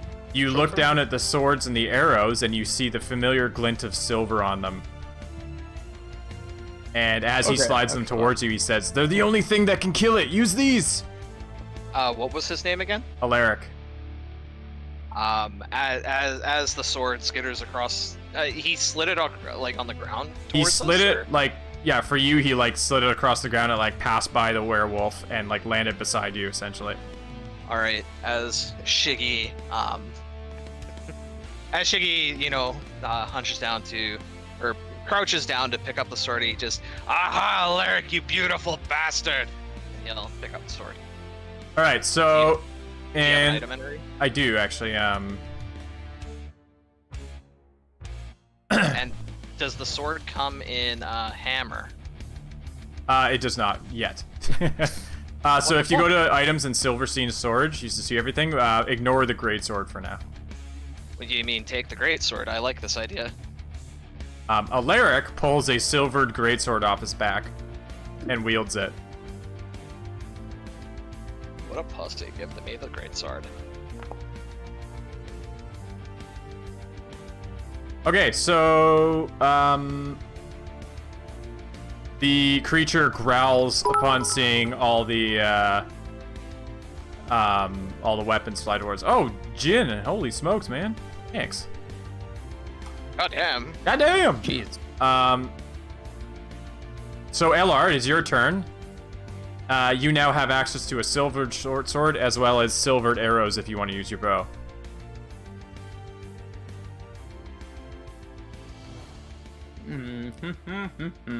Chris, are you there? Oh, that's me. I just don't know my name again. LR. It's short for Chris. Her. Crystallar. Oh, so I have some silver arrows. Okay. Silver arrows and a silver short sword. In that case, I will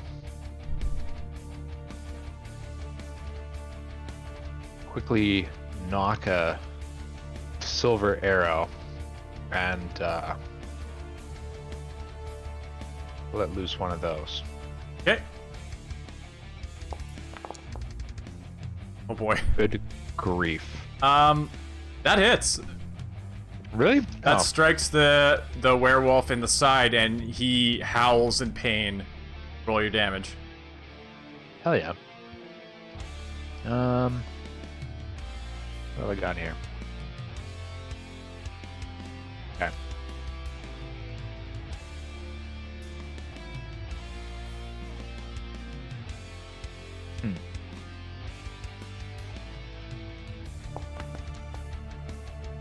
Right, so 8 damage. Yeah, he is slavering at the mouth and howling in pain as the silver pierces his flesh. And I'm gonna move a little farther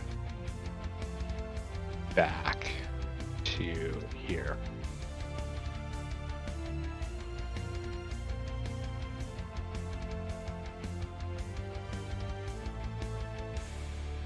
Bastion's gonna move forward, greatsword in hand, just a regular greatsword, and is going to attack the werewolf, which will hit. And the werewolf kind of like, it hits him right in the shoulder and doesn't cut through, and the werewolf kind of pushes the blade away, and Sebastian just stares open-mouthed at his sword.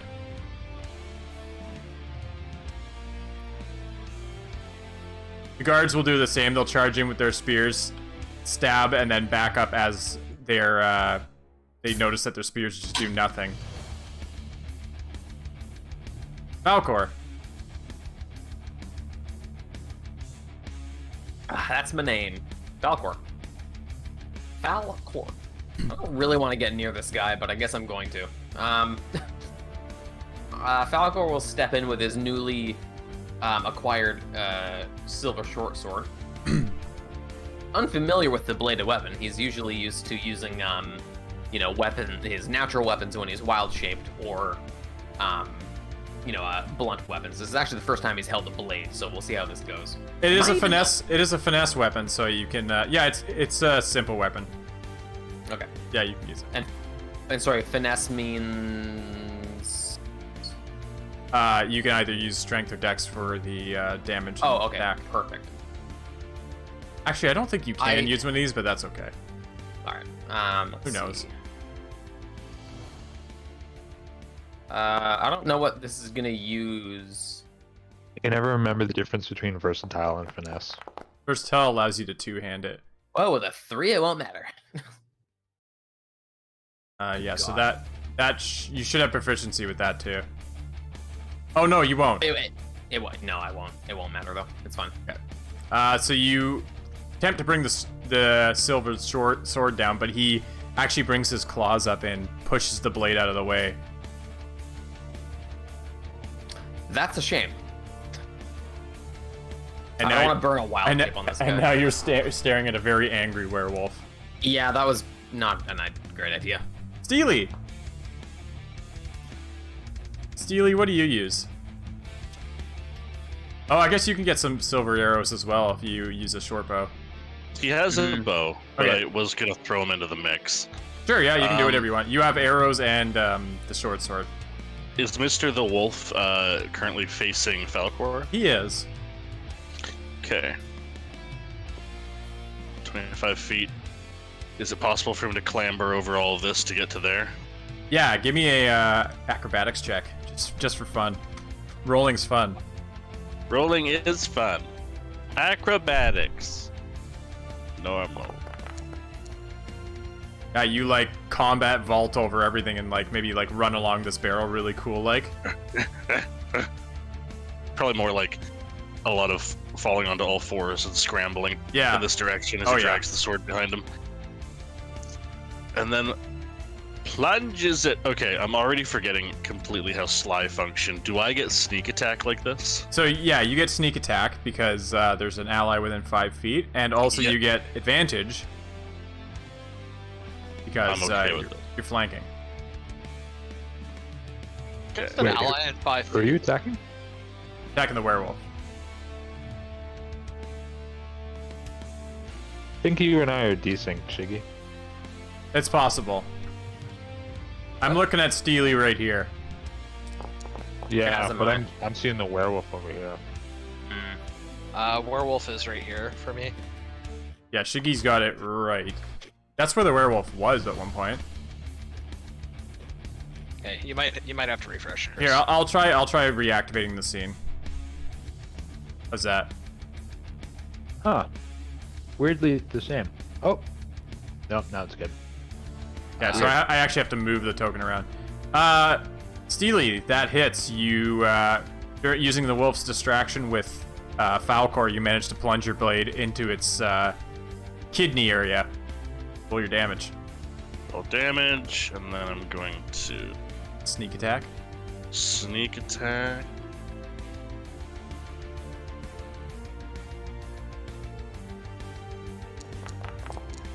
Alright, so it takes 5 and then 3 damage, and it howls in pain as it does so. And growls. At you. So Chris, with the rogue's cunning action, that I can use a bonus action to dash, disengage, or hide. You can get the Yep. fuck out of there, yeah. Can I just? Does that literally just giving me? Yeah. It gives you the Okay, disengage action as a bonus action, so you can move away from him without risking an attack of opportunity. However, how far did you move, and how? 25 feet, so I can move away 5 feet. Okay, so yeah, you'd be able to get away from him. That's what's happening. Okay, Just engage. Hip! yeah, sweet. So he can't take a attack of opportunity because you're disengaging. Nice move. Yeah, Yes. basically the only thing with the action economy for that is you have to make sure that you haven't used your bonus action doing something else. Yeah. Mhm. Cool. So Alaric is going to run up with his silvered greatsword and attack the werewolf. He brings it down in a slashing motion and hits. Oh, damn. For 14 damage, and the wolf, a large chunk of his arm is missing at the shoulder. The wolf is pissed, and it's going to direct its attacks on, let's say, Falcor. What? What? It's gonna claw at you. That will hit. A 23 does hit. 6 damage, Ah. and he'll claw you again. for another 9 damage. Okay, that's not great. So what kind of armor are you wearing? I am wearing... You know? Let's see. I'm not wearing armor. You're not wearing I armor. have a shield. I have a shield. Oh wow. Okay, so he claws through your clothing quite easily, and Through my cloth armor. and your shield is knocked aside as he claws through your clothing, and you see blood splatter on the ground. You dare make me bleed my own blood? Yeah. You dare. Commoners run, scream, and continue hiding. They are not going to be helping you this fight. Jiggy. So I just saw Falcor take a pretty heavy blow, correct? 2 heavy blows, yeah. actually. Oh. The Well, wolf. one heavy blow and then one way heavy blow. Yeah, the wolf is like currently like attempting to rip him to shreds right now. You're watching as parts of his clothing and are flying off, and there's blood like spraying. But he Falcor's is in not- trouble. He's not gone down, has he? Nope. No, he somehow managed to stay on his feet, but he's in a situation. God damn, what a boss. I'm merely adding flavor description. Of course. All right.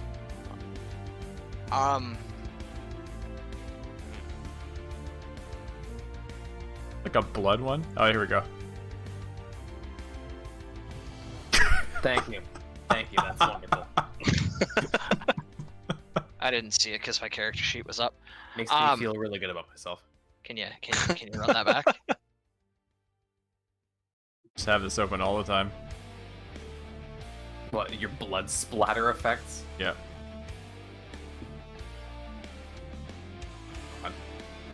Alright, Chiggy. What do you do? All right. So Shiggy is gonna. So, is this like Pathfinder where you can switch weapons while moving? I can't remember. Okay, what do you have out right now? So he would have had his warhammer in one hand and then his shield in another. So you, as part of a move, you get a free action, but you can either, like draw a weapon or do something else. But so you would have to drop your warhammer to draw a weapon as part of that action, basically. It's weird like that. Well, because you can drop what you're holding as just like a free action. Yeah, that's like a free action, and then as part of your move, you can draw the short sword. Yeah. Okay. So he is. And I need a hand free for fucking cure wounds, don't I? If it's somatic, yeah. Yeah. Okay. So he's going to have dropped his warhammer, picked up the sword, and as he moves here, he's gonna because he picks up the sword, so I'm assuming he then has it in his hand. Yes. So your He's warhammer is where, like here or something? Yeah, he would have dropped it on the ground where he was. Yep. He moves over here, and as he does so, he will like sheath the sword in his belt or something. And he will touch Falcor and cast Cure Wounds on him from a second level spell slot. Oh, that's nice. There you go, Falcor.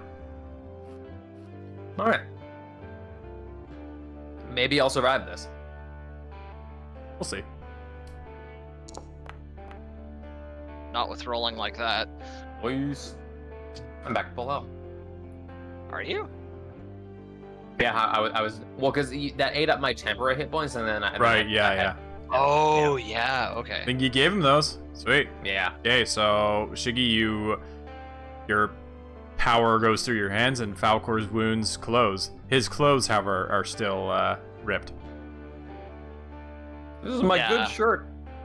As a free action, Shiggy will cast Mend on his shirt. Will you? No. I whipped. That'd be sweet. Nice that you have it, 'cause you can do it after battle. I can do it after battle, but it takes me a minute to mend anything. I don't think we want to sit here for 10 turns. Shiggy being like, fucking repairing a shirt. Anyway, that is Shiggy's turn. That is Shiggy's turn, I believe. Okay, LR. Your friends are managing to draw blood on the werewolf. However, Valcor just did take a big hit, but it looks like he got healed back, so that's good. I'm going to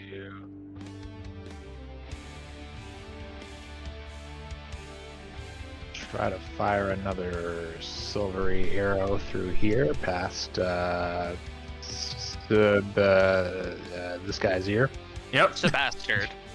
Yeah, that's the one. It's a bastard. Yeah, alright.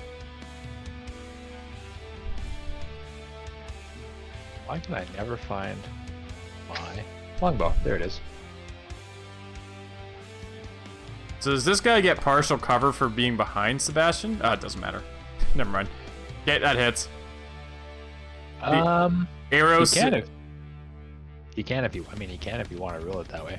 If he's Well, standing I thought fully in if front of him. someone was like in front of you, you get cover. I don't remember. Or am I thinking of something else? Yeah, I think no, you're correct. We've been kind of ignoring it, but I think like rules is written, that is how it works. Anyway, that hits. Yeah, so the arrow sails over Sebastian's shoulder, missing him by like a foot, and then strikes the werewolf kind of in the back of the shoulder as he's fighting Valcor. Roll your damage.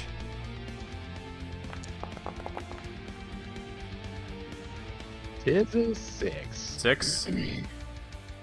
The wolf staggers from that hit and glares back at you, growling.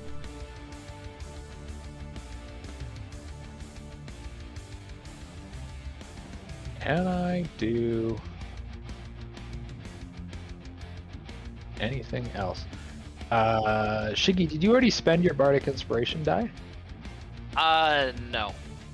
No? Okay. If you wish to give it to somebody else, or can you have it on multiple people? I don't know how Bardic Inspiration works in 5e. Oh, I know what I could do.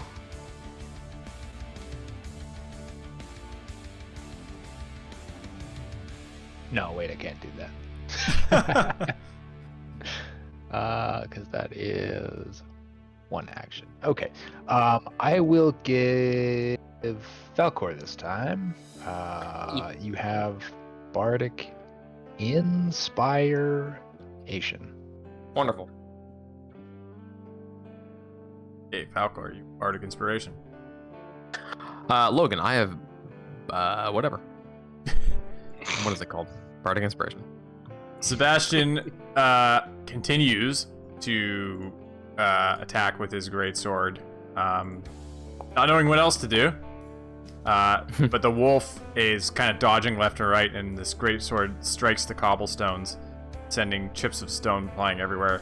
The guards are trying to get in every now and then and stab towards the wolf, but he either parries the blows out of the way, or the spears just simply like scrape off his skin without doing any damage. I'm not going to roll other attacks.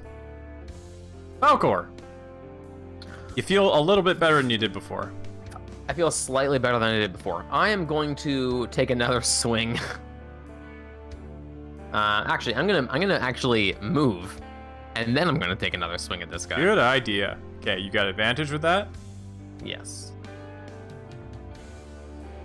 So advantage, and then I can choose to use my Bardic Inspiration after the fact.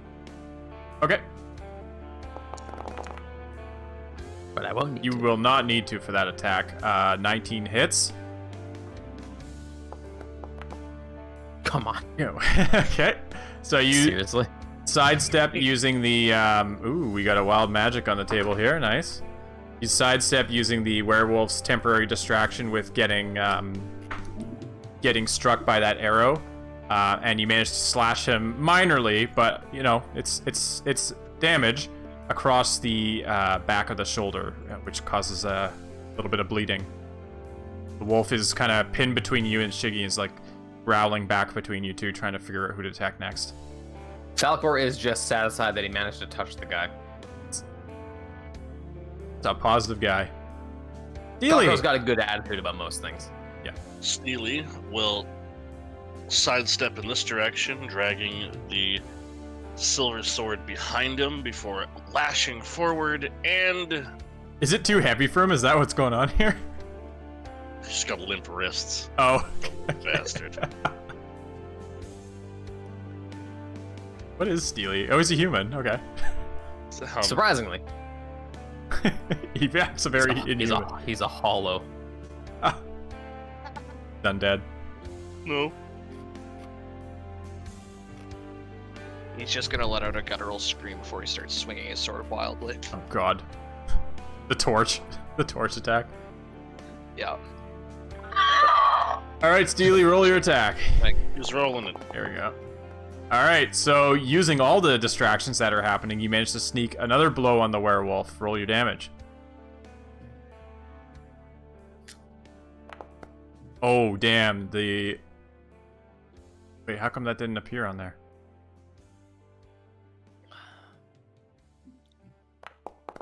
What the hell's going on?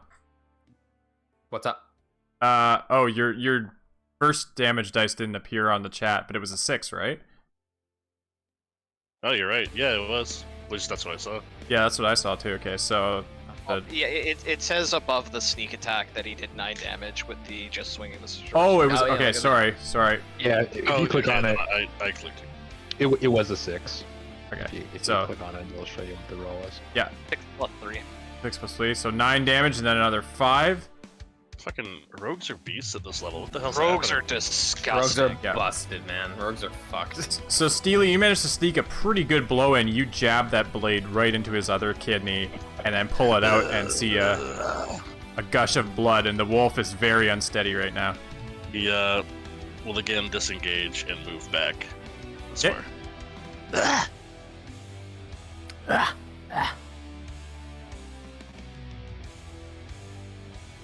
Anything else? Oh, sorry. Yes, that's me.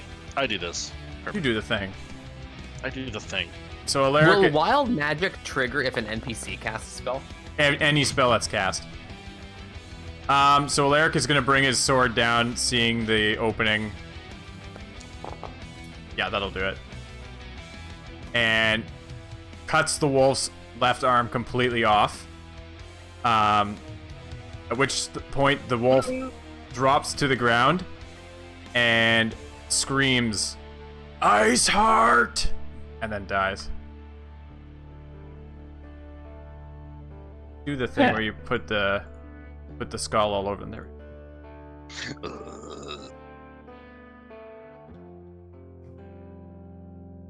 And combat ends. You look over and you see Anthony's standing there, pale as a ghost.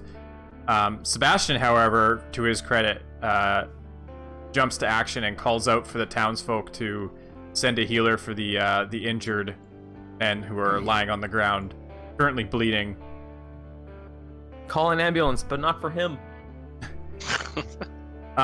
Alaric is trying to check on the men, but the other guards are like pushing you guys away from the injured men. Shiggy will be trying to push towards the closest injured guy. You want your? I'll give you your hammer back. You don't need to pick it up. Yeah. He picks up his hammer as he kind of walks over to the other guy. What are you doing there? Relax, sir. I'm a healer. And Shiggy's gonna look him over. How familiar is Shiggy with lycanthropy? Fairly. Bites are bad. So he's familiar with the fact that these guys need more than just healing? Yes. Okay. Do I know what they need?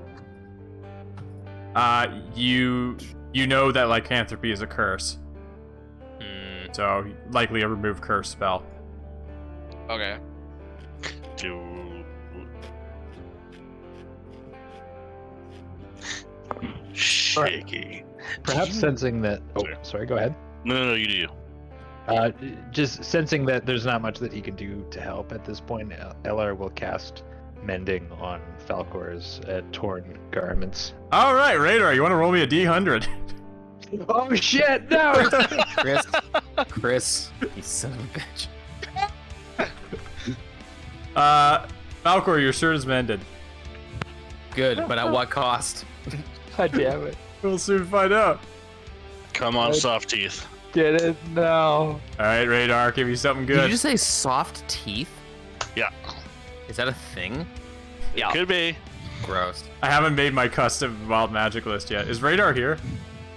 Somebody roll a D100. There we go. Oh, Not an S100. there we go. I got it. 47. 47.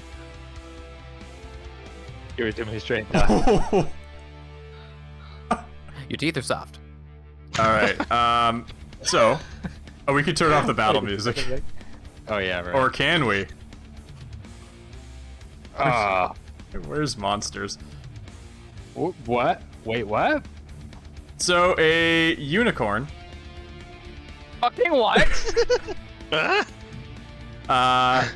randomly appears 5 feet away from LR and is like prancing around, and everyone is freaking out right now. What is that thing? Guards, arrest it! Does Shiggy know what it is? You've probably heard of unicorns before.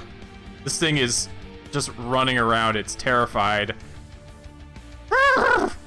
Hope no one is evil. Oh, do she- unicorns like hunt evil? Hold on. Can Shiggy try and calm the horse using his animal handling? Well, Steely may have Steely? do it a little bit. Gotta put on some appropriate music. What the fuck? Wow. What is this carnival ass music? Okay, so Steely's character theme comes on, and he goes up to the unicorn and manages to calm it down. However, after a minute, it simply disappears. It's like, you hear a voice in your mind. Goodbye, Steely. I hope we meet again. Good. Beautiful horse. Oh Okay, my oh god. That was the strangest thing Falcor's ever seen. Come to Candy Mountain, Steely. What? What the hell just happened? Oh god, they took my liver. That needs to be our permanent wild magic theme. Was Oh yeah. some kind of god has appeared before us. So it seems like everyone's kind of swarming around the guards here and kind of pushing you guys away. The healers come in, and Alaric kind of gestures you all towards him. Were any of you 4-bit? By the unicorn? No. No. No, by the wolf. Damn it. No. I mean, I was raked across the chest, but I wasn't bit. Kind of like inspects your wounds and it's like, I think you're lucky. Come with me. We have much to discuss. Sorry, who was saying that? Was it Anthony? No, this is Alaric. Oh, Alaric. sorry. Alaric, you know these men need help, right? Unfortunately, they won't let me close, and the help we need to give them is not readily available. Well, if the information I have is correct, are they not going to turn if they take them in? You are correct, but we need to discuss this behind closed doors. I'm afraid who might be listening may not understand. Shiggy will just kind of nod and take a swig from his flask and motion for him to lead the way. So he, while everyone's kind of distracted, he leads you guys down the street. Leads you through to. Oh, we can get some more ambient winter music, Chris.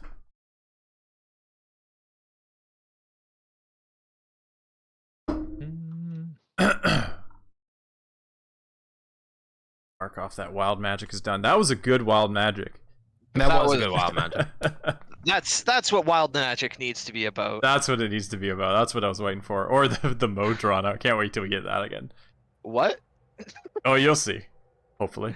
Okay, so Shiggy feels in his bones. Falls on his sword. No Modrons. no Modrons. Alaric leads you back through the town, back towards the bridge that leads towards the mine and towards the smithy here, the last building on the left.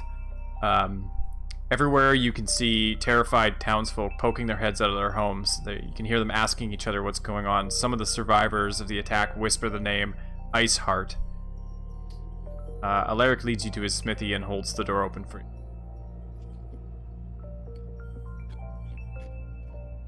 Sec here. I didn't know who would survive, so I haven't put you in yet. I feel like this is going to be a common theme. Oh yeah. So after you've all entered, he locks the door behind you, quickly glances out the window, and then leans his greatsword against the wall. Come, take a load off. Shiggy will do just that. I apologize. I don't usually keep company, and he kind of gestures towards the just 2 chairs and the shabby-looking table. Everything's pretty dark in here in the forge. Like the rugs are obviously pretty tattered. This one looks like it's taken some sparks and gone up in flames a couple times. This is like a low, like half wall here, made of brick, and you can see the rest of the forge on the other side. This is like his sort of sleeping area. He's got a bookshelf, however. So he is obviously a learned man of some sort. I gotta say, I'm pretty impressed by your handling of that situation. Well, I'm impressed that you actually had weapons available that we could use to fell that, whatever that was. You seemed awfully ready for what transpired. What is going on here? He says, as he will take note of the fact that there are only 2 chairs and he just sat down in one. He will get up from it and start kind of walking over here to see if he could maybe move one of these barrels to sit on. Well, first, I need to address what the man screamed as he fell. How familiar are you with the name Iceheart? I smell a history check coming. Do a history check. How familiar is Shiggy with Iceheart? Let's find out. Shiggy probably has very little idea. Oh, He wow. may have heard the name before. Oh boy. Steely just shrugs. Chris. Chris has got a... I can't see anything. Huh? Can't see anything? Oh, you were inside the wall. How about now?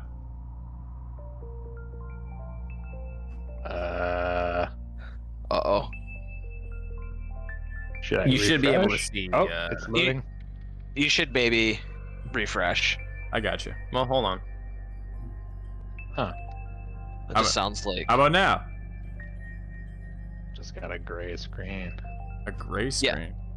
Yeah, it sounds like his client is just desynced. He needs to refresh it. Well, resync. Yeah, Yeah, just just, re- just resync it. Yeah, just click the resync button. There we go. Resync. Click the fix bugs button. Here I I don't- am. All right.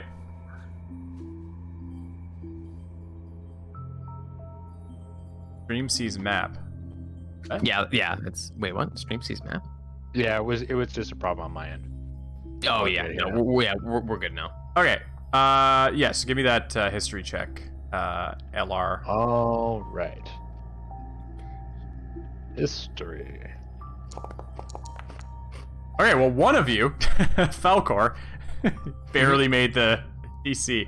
So Falcor, you remember that Iceheart is the. Oh, thank you, Jin.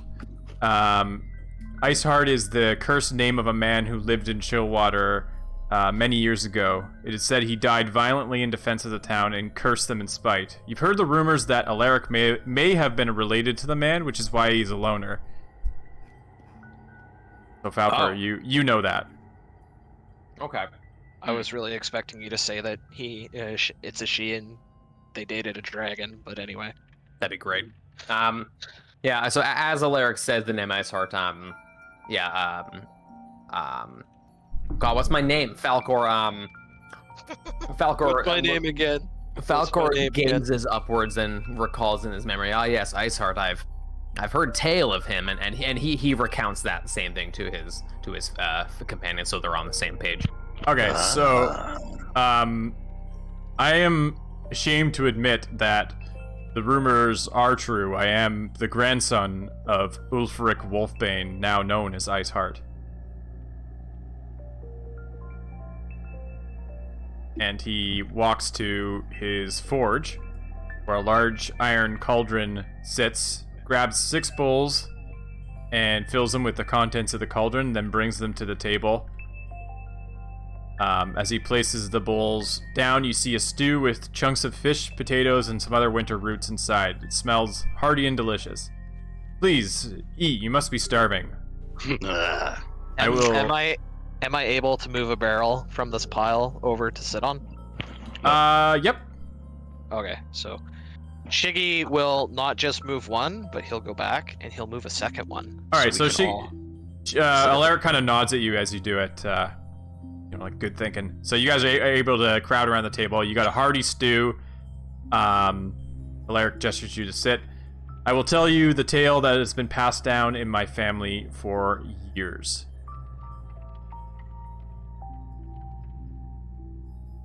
I don't have tokens in this scene. You do not. Oh, can you see anything? No. Darkness. Imprisoning me. Imprisoning me. How about now? There we go. I see it. Whoa. 50 years ago, there lived a man named Ulfric Wolfbane. He was a hunter and tracker, the greatest of Chillwater. No prey escaped his eye. Chillwater back then was plagued by the dire wolves of the north. But thanks to Ulfric's efforts, they were kept at bay, and the town flourished. Its silver flowed from the mine. One day, a terrible blizzard swept in. From the frozen lands of Estholm, you couldn't see 2 feet ahead of you. The cold cut to the bone. Howls pierced the night, and the miners who worked that day still needed to get home, so Ulfric set out, greatsword in hand, alone. He went to their aid. Swarms of the wolves surrounded him, but he held his ground. The miners ran past to the safety of the town.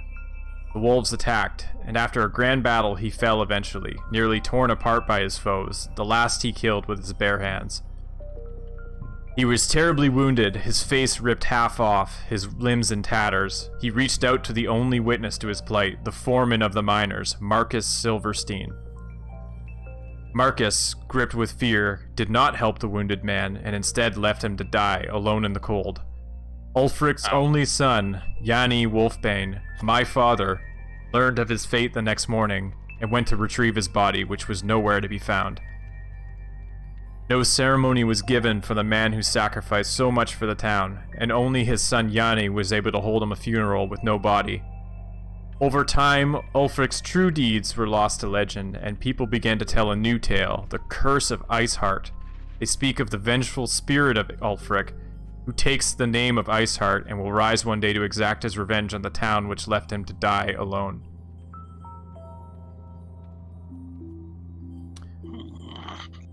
Alaric takes a swig of the stew and places it back on the table.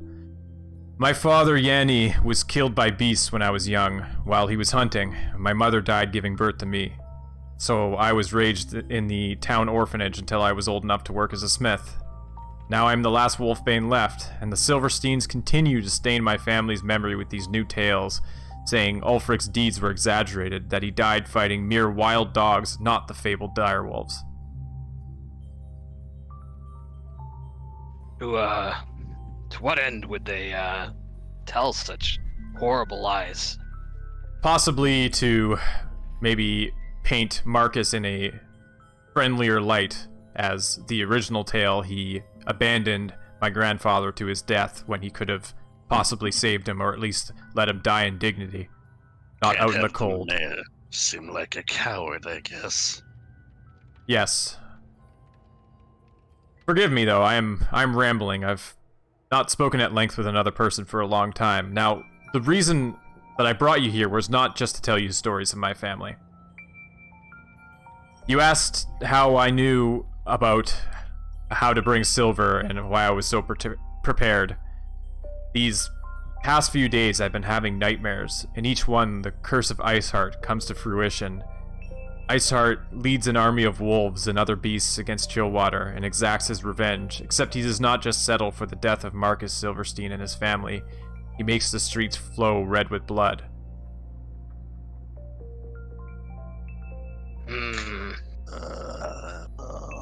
So he's planning on exacting some sort of large revenge against innocents. If my dreams can be believed, then yes. What do you know of lycanthropy? Well, I'm sure Shiggy knows more or less the shebang, right? Like they're weak to silver, men turn into beasts. Yeah, so basically lycanthropy is a curse. It turns a person into a shape-shifting beast. It gives them inhuman strengths and other traits, but they lose what makes them human and often become bloodthirsty.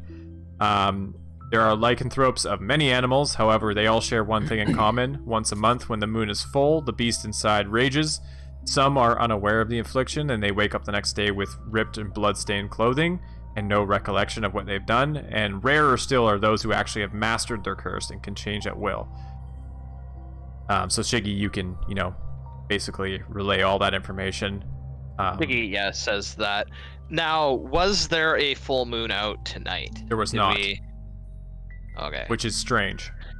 So Shiggy will note that the absence of the full moon does not bode well for the fact that he was able to transform the way that he did. Yes. And he will also he will also mention that those bitten by lycanthropes are basically cursed as well and can turn on the next full moon. I am imagining it is. Yes. So Alaric, at each point when you mention all those facts, he nods as well. I think it's obvious that what we faced in the town center was a lycanthrope, or werewolf, as they are sometimes called. They do have a shared weakness to silver. Any other non-magical weapon is completely ineffective against them. However, those of the Iceheart curse seem to have powers of regeneration as well. Normally, a lycanthrope can be killed by magic, but the Iceheart ones can't be unless they are A, dealt with an incredible amount of damage very quickly, or B, first dealt a blow by a silver weapon which negates their healing ability for a time. I worry that the guards who are bitten will have gotten the curse, and we need to be ready as there is a full moon tomorrow night. Tomorrow night? Yeah, tomorrow night. What are the prospects of removing the curse before then? The nearest place that could possibly remove the curse is down in Belova, which is more than a day's journey away.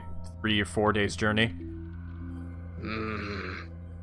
There's no other, closer healer / magic user that could possibly help? No, the next town down south is Yana, which is a town of hunters and men of the woods. None of them have clerics of that kind of power. So, we contain them in the jail until the moon has ended. Ideally, that would be the right way to go about it, but trying to explain that to the Silversteins is another matter altogether. I feel like even though it's unlikely that they'll listen, we need to at least try to get them to listen to reason. Of course. However, in the meantime, you look fairly tired. You can rest here while I get some more silver weapons prepped, just in case.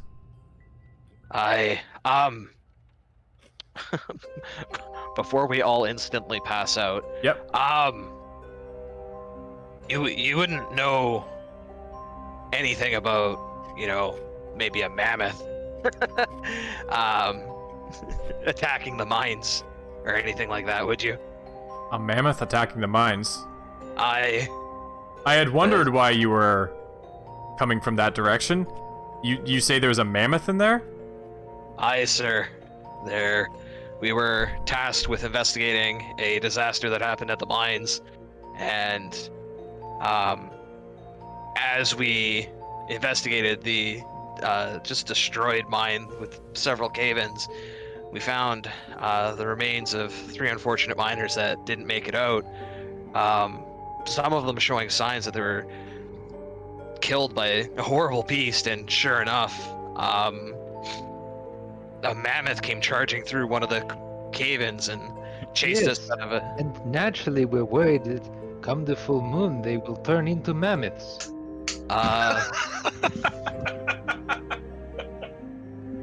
My God. Wow. No? Steely Sorry, nods. I'll let you finish. I was just wondering if you think that might have anything to do, because I mean we come back and it's at the timing seems strange. Well, it is said that Iceheart can or will return with the beasts of the snow at his command. Was there anything else you saw in the mine that would lend to that? Well, Just say- we did hear a horrible whispering coming from Oh, yeah. in the mine. The whispers. Yes, it was all like. What did it? Yeah, it was like a disembodied whisper that we all heard. What did it? What did it say? It was very fuck.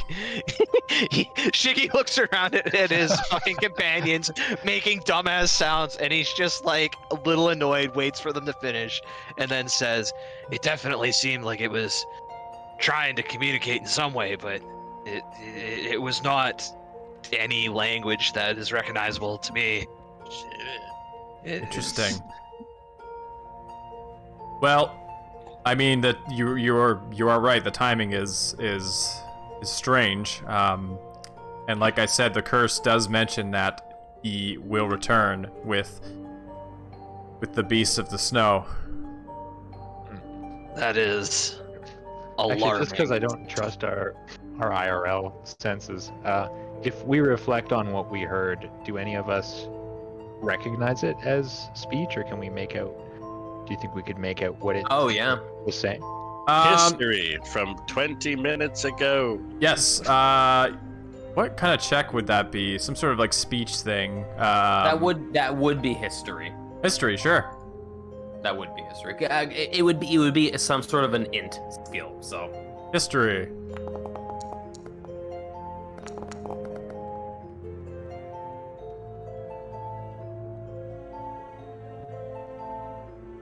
I guess you want us all to roll history. Sure. There you go, LR. Oh boy. Oops. Okay. Come on, Shiggy. Oh, shoot. Oh, Okay. Oh, Shiggy has no LR. fucking clue. You recall with your perfect elven memory, the voices.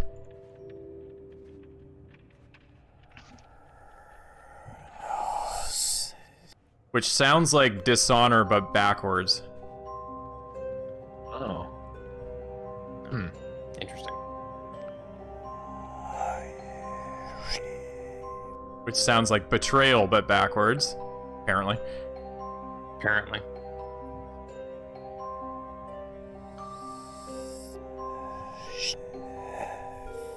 Vengeance but backwards.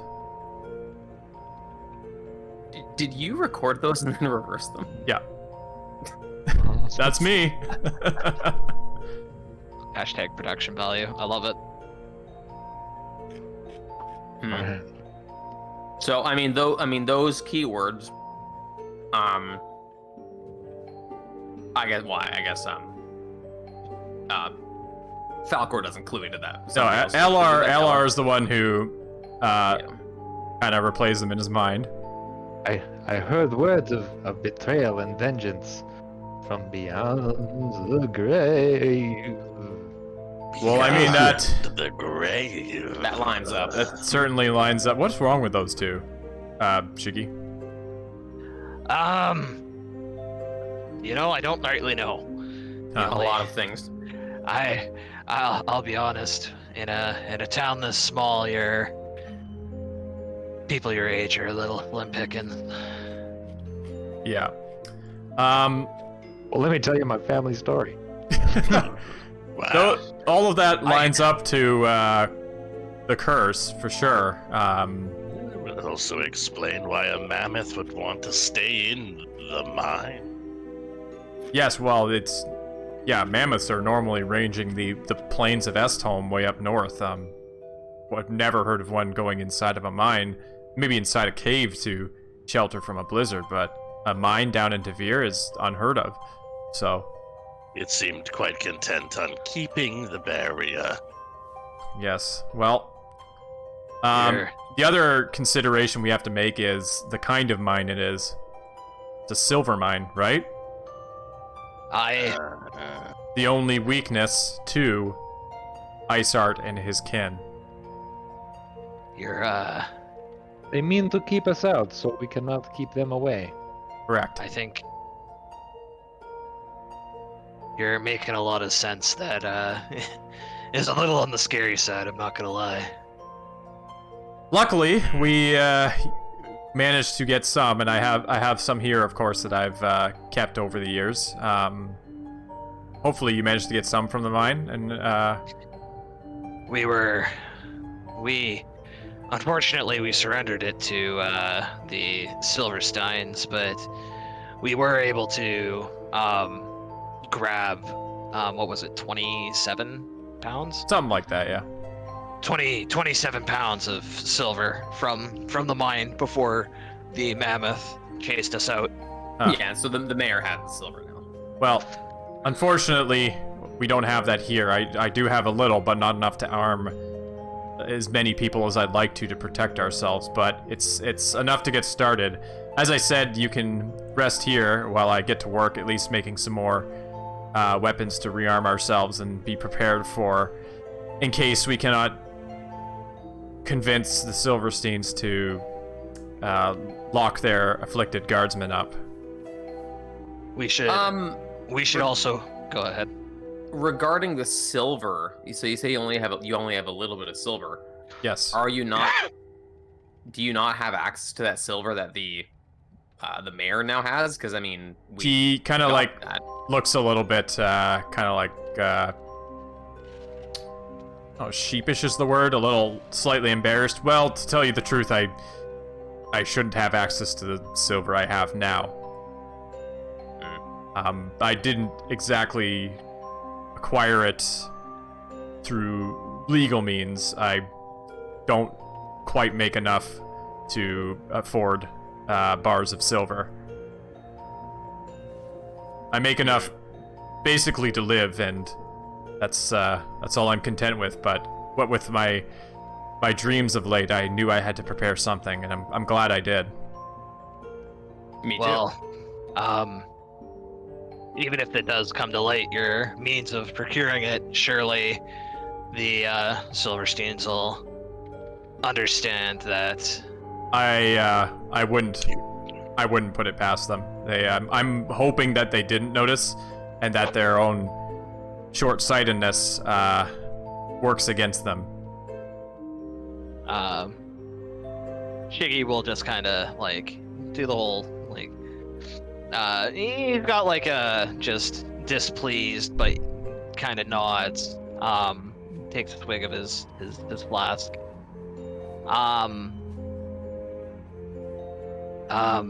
Regardless of how you may have gotten the silver for these weapons, I feel like we should at least try to convince them to allow you more silver to arm the townsfolk.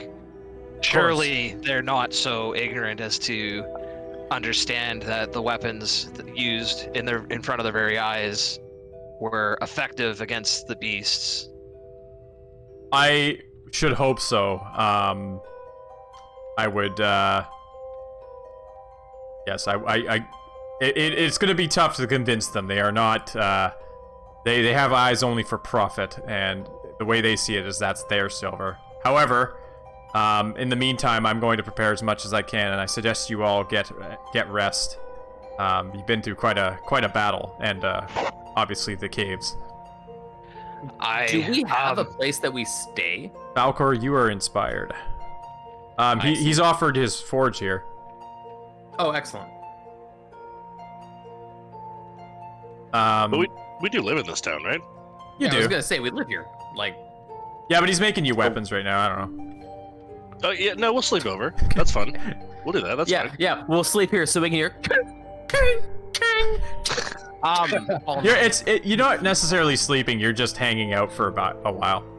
You don't have to sleep. I don't actually need to sleep. I can't even access his bed. I did not know that about elves. So Not sleep when enemies are nearby. Yeah, I elves just don't need sleep. to sleep at all. I'm just gonna stand in the corner and Okay, like, mechanically, my eyes roll back in my head. mechanically, you guys get long rest. 1, 2, 3, 4, 5, 6, 7, 8, 8. Okay, Long rest. long rest. anybody who had the temp HP still, I think it's only me, loses it. Ooh, actually, right before Falcor does a rest, he's going to cast Goodberry twice. Nice, Oh. So Jeez. okay, so 20. So everybody can have 5 good berries. nice. Damn. Oh shit. Is that an item I Those can put will- in? Maybe. Yeah. That'd be really handy if it was. We lose our exhaustion, right? For those of us Yes, that have yes, that Yeah. is right. No, I don't see Goodberry. Okay, so basically a good berry, you can pop one and it restores 1 health point, but it also gives you nourishment for a day. It's basically a senzu bean. Yeah. It's basically a really shitty senzu bean. Like a really shitty senzu bean. Yeah, it's alright. It's Um, good for reviving people who are like down to need any sort of healing Yeah, to stabilize. it's really good for that. So yeah, everybody gets 5 of those. Absurdly good for that. That's basically what it does. Yeah. You don't use it to heal because it's 1 health point. So they only last for a full day though, so we'll have it for. I can basically just do that when I sleep, and then everybody can just have a supply of them. Yeah, exactly. You never need Yeah, rations again. Lemon spread. literally. Everybody throw out all your food. Fucking mammoths. Shiggy instantly pitches his rations out the window. Excellent. He's actually before we actually rest, he's gonna just mention one more thing to what was his name? Alucard? Alaric? Alucard. Alucard, yeah. So he talks to Dracula and he holds out his hammer and just what are the prospects of making this a little more silvery, yeah. I could probably work on doing that. All right, he'll hand him the hammer, and he'll also hand him the silver sword that he has, or the short sword. Melt it down and dip the head in it. Yeah. So you spend the next few hours in the shelter of the smithy. It's warm air from the forge is a welcome change from the cold outside. You watch as Alaric expertly plates weapons, arrows, bolts with the silver, the dissimilar metal somehow bonding with the steel. As he's working, you guys kind of wander around, and you see a bookshelf. Many of the books are about forging techniques and history. One is about lycanthropy in its many forms, and open on his bedstand is a book detailing the process of silver plating weapons. At some point, Does it look well read? it does, yes. I mean, it's open right now too, so he's obviously reading it. Yep. Oh, I was just gonna say, Shiggy is gonna, keep a watchful eye on how he does his smithing, and maybe even ask for, he'll ask him about it.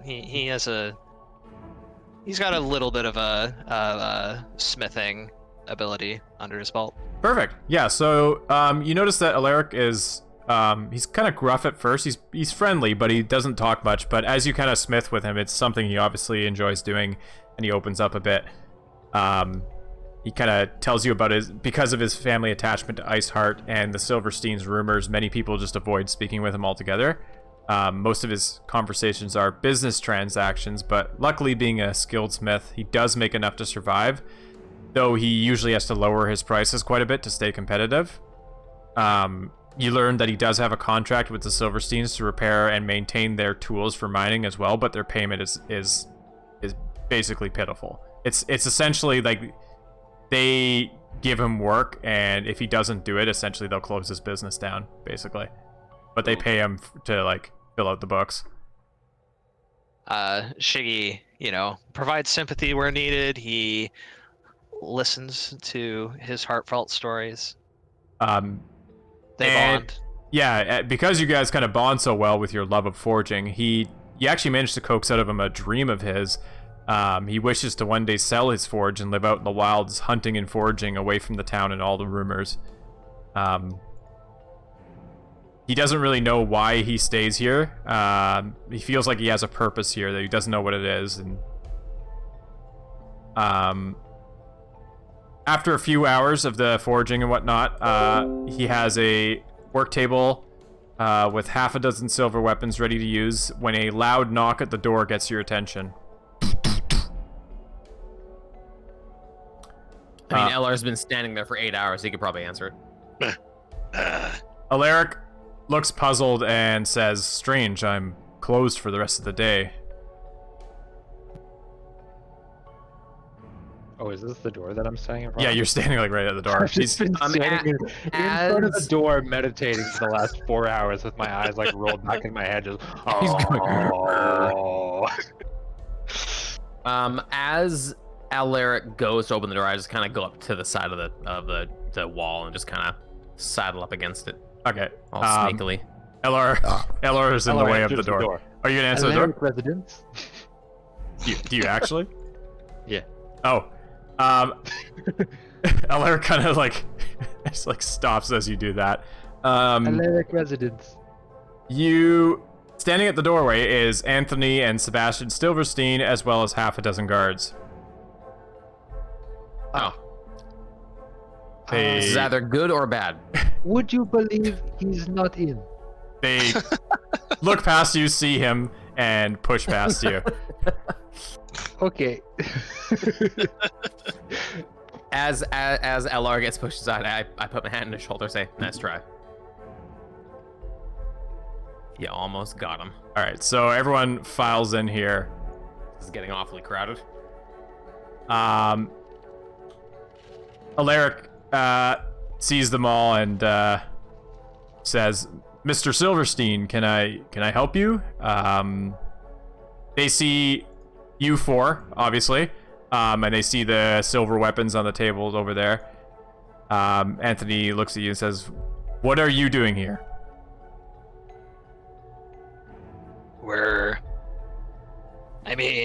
You saw what happened in the square, right? Are those weapons silver? You saw that they were the only things effective against that beast. Funny. He pulls out a ledger and scans the pages. "I don't seem to have any records of selling you any silver, Wolfbane. So how did you come into possession of so much of it?" Wolfbane kind of like stutters a bit. "Anthony, please." And Anthony coughs. "Mr. Silverstein Smith, remember your place." "Sorry, Mr. Silverstein, we have an emergency, as Shiggy was saying. We must be prepared. The man who attacked earlier, still today? It is, yeah. Earlier today, it's only the beginning. I fear that the curse of Iceheart is coming." And some of the guards and Sebastian start chuckling. Sebastian does like the annoying like and flicks his stupid hair. Great. "Please, Wolfbane, you are right. We do have an emergency. My mine needs to be put back into commission. However, I will have none of your mumbo jumbo about curses and whatnot. Guards, please secure my stolen goods." And the guards move over to the silver weapons, as well as go up to each of you. Mr. Silverstein, is this really how we treat the man who saved your life, your son's life, and your men's life? Oh, don't get me wrong. I am very appreciative of your efforts. You did. I can tell by your actions currently. However, stealing is still a crime, and this silver was obtained illegally. You do understand that, don't you?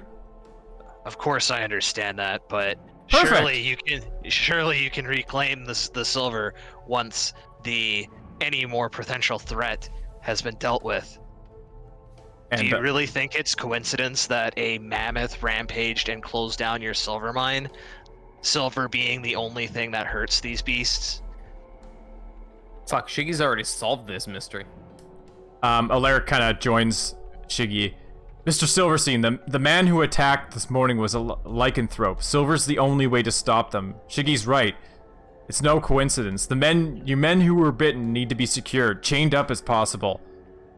And Anthony, his eyes widen.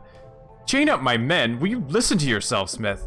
The man who attacked this morning was not a magical beast. He was simply a deranged man like yourself who must have had business dealings with my father in the past. Trust me, when the battle was over, we examined his corpse. It was human. Horribly scarred, but human.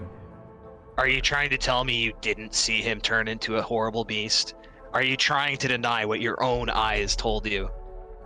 In the heat of battle, you can see all sorts of things. This I know. Alright, how about, so, assuming we're wrong, there's a full moon tomorrow. What is the harm in, for a single night, just containing the men who were bit by a horrible beast? If we're wrong, they just stay and they're fine. If we're right, you save lives. And how do I explain it to the rest of the town that we submit to this superstition for every man who comes up with a curse? Well, you don't tell them. And then Shiggy. and then tomorrow when they're fine like you think, you'll be like, they don't need to know. Why would you tell the townsfolk anything? Townsfolk are stupid.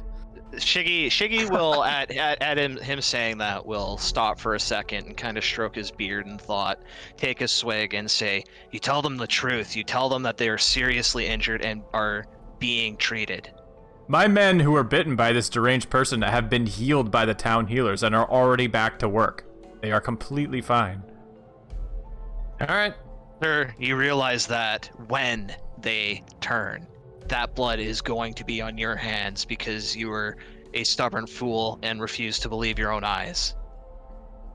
Shiggy, as Shiggy is having this heated debate with the mayor, The mayor. Falcor will walk up to him and put his hand on his shoulder and be like, and say, Shiggy, just think how he'll whisper this. He says, Shiggy, just think about how good it's gonna feel when he walks up to you after this all happens and he knows that you were right.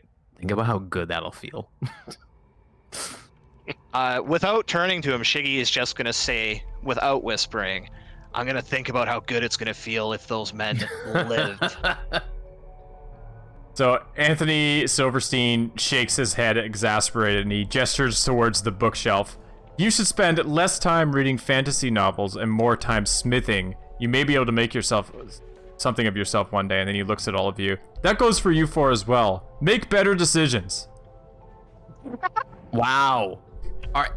We're about to fist fire away out of this fucking room. You shouldn't be I'm about hanging. to turn into a bear and eat him. You shouldn't be hanging around with this type. He turns back towards Alaric. I will not arrest you for your crimes today, Wolfbane. However, you will be expected to show up for court sometime in the next few days. It's a very serious crime to steal from the silver mine, you know. Come on, men. Let's get this silver back to where it belongs. We start a new town with Alaric. Yes. The guards are going to approach each of you and take your silver weapons as well as the ones on the table. Oh, we need those. We need those. We really need those. So while Steely was kind of trying to hide behind barrels until everyone came down here, is it possible that, knowing why, because they were all talking about it, why they were walking down here, that he could sleight of hand the short sword? Sure, yeah. Somewhere into one of these things? Sure. Or at least try. Yeah, give me a sleight of hand. You got this, Steely. Alright, Steely, let's do this. Reverse steal. Put something back. That's a roll. All right. So Steely, Reverse steal. you managed to sneak a short sword in behind one of the barrels quickly, very, very sleight of handly. And then the men come up and they'll take the arrows from you. They're pleased they got something, it seems, and they don't think to check for the short sword that you've now hidden. How about the rest of you? I mean, if I can gaunch it, I would love to. Sorry, what? If I can gaunch this silver weapon, I would love to. You wanna explain to the class what that is? Has nobody heard that before? No. Does this wall go all the way to the No, ceiling? but I'm I not really like sure it. what No, this it's a half wall. You are in full view.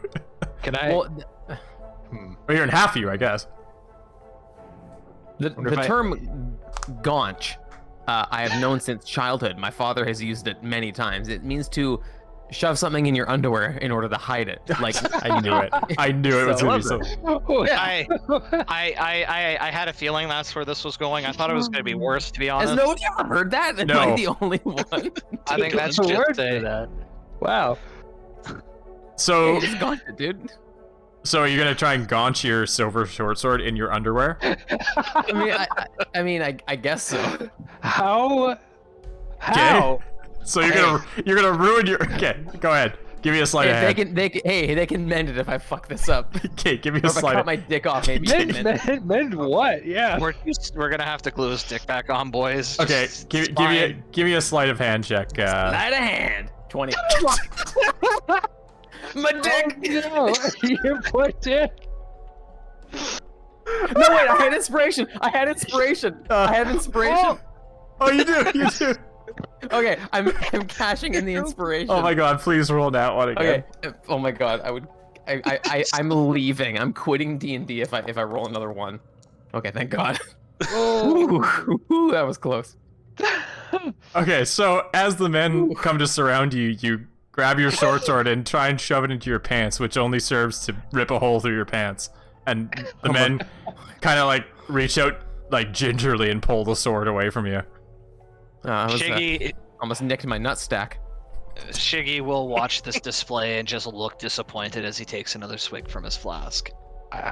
Eller is going to lean over the half wall and under the guise of making the messy bed is going to see if he can kind of slide the short sword Sure. under the covers. Yeah. Give me a sleight of hand.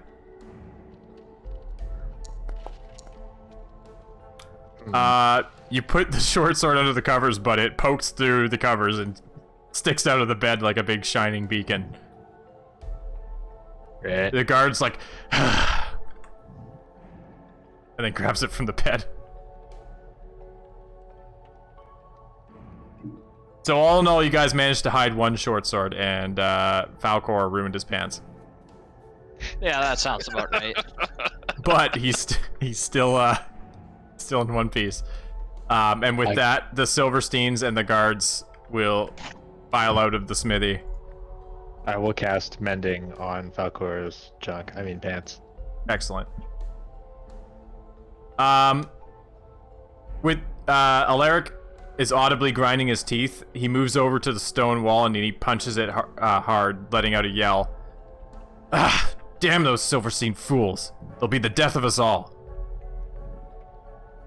He goes to the door and opens it slightly and peers out, closes it. Ah, the bastards left a guard to keep an eye on me. We got a problem. Indeed. We most certainly do, sir. We need those weapons, and we need more silver. But they left this giant box of silver over here. Ignore that. That was also taken. I forgot to make that a token, and it's part of the map. There you go. God damn it. It was just a trick of the eye. Red. It's clear that the Silversteins are not taking this threat seriously. Those bitten men are going to turn come the full moon tomorrow night. They are, but they're pretty frosted over. And they're going to wreak havoc on the town. Now, I'm willing to bet that the guard is focused mostly on me. But there's only one, so perhaps you four can leave without worry. However, what I'm gonna ask next of you, it's a lot. I'm not gonna lie.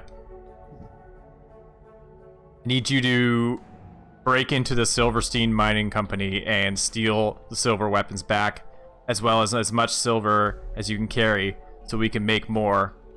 And Are you telling me that Steely Dan will have to do some dirty work? yes, but it's for a good cause. We need to do this. Somebody got that, right? No, I don't get your jokes. It's for a good cause, and this is only the beginning. He doesn't want to do your dirty work. No. Oh yeah.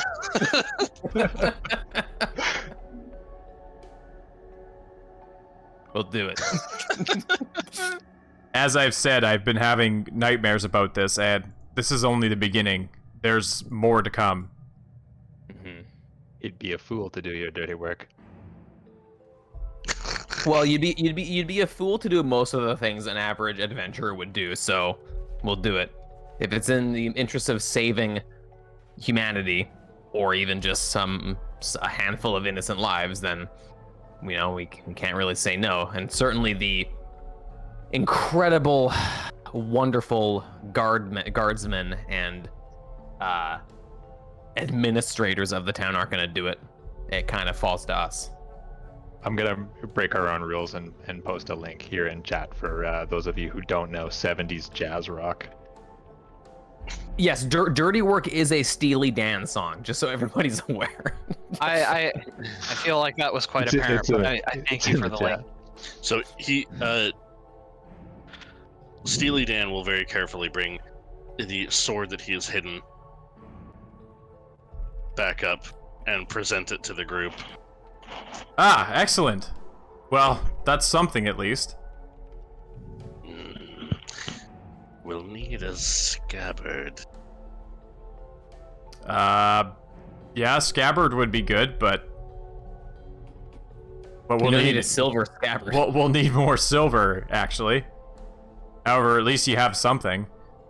He just wants to when he walks out of here. He wants to hide the fact that the blade is. Ah, yes. So, Can you like visually tell the difference between a silver sword and just like a regular sword? Yes. So Okay. Alaric is going to go to his shelf over here and kind of rummage through it and pulls out a scabbard. This will probably do. Just be careful where you unsheath that thing, obviously. Indeed. So yeah, Steely, you could keep your silver short sword. Now about the mining company. As I have or do work for the Silversteins, I can tell you a little bit about the layout of the company itself. There is it's the building that you guys were in front of earlier today. The one where the man changed into a werewolf.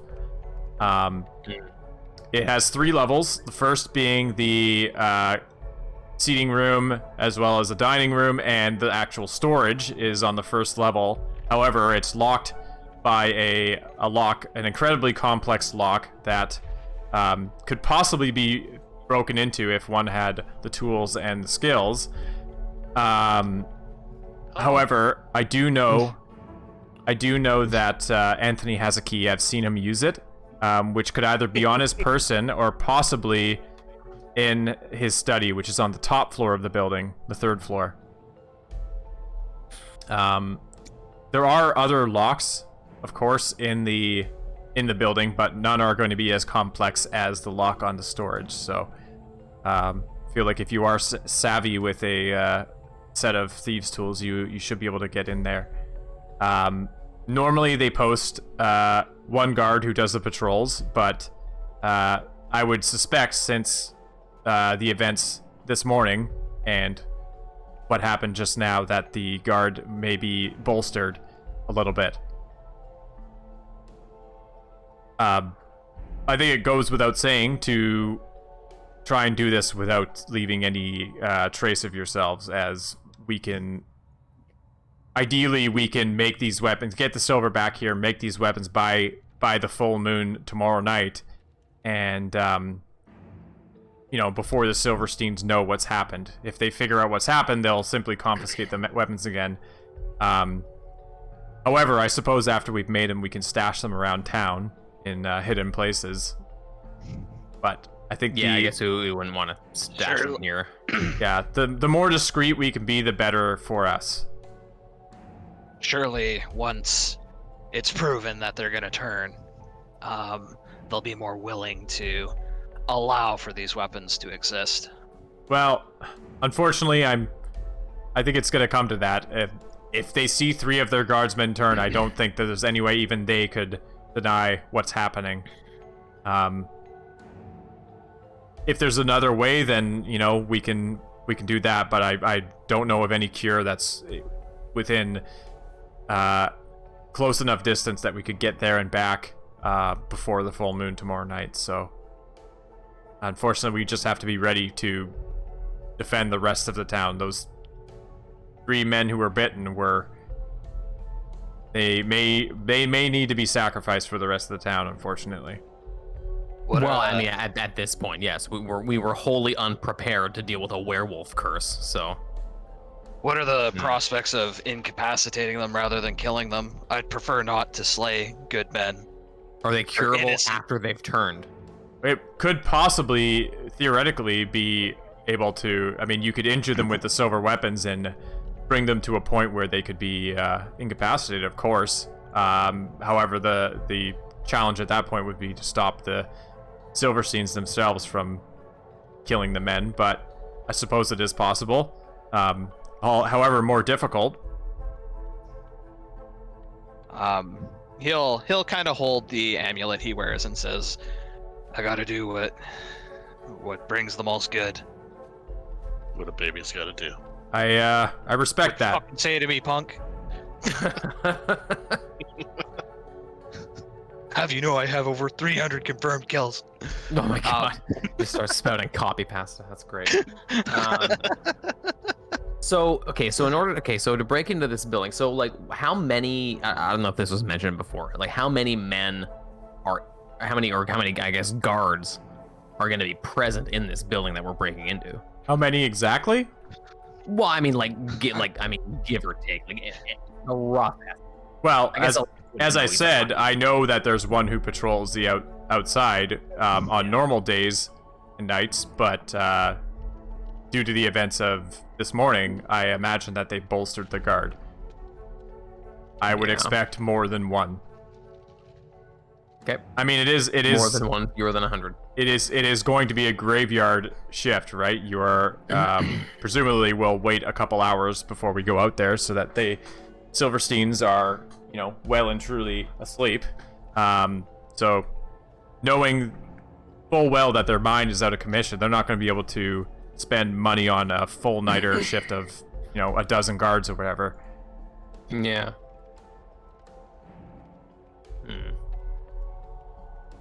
Well, we'll just have to wing it.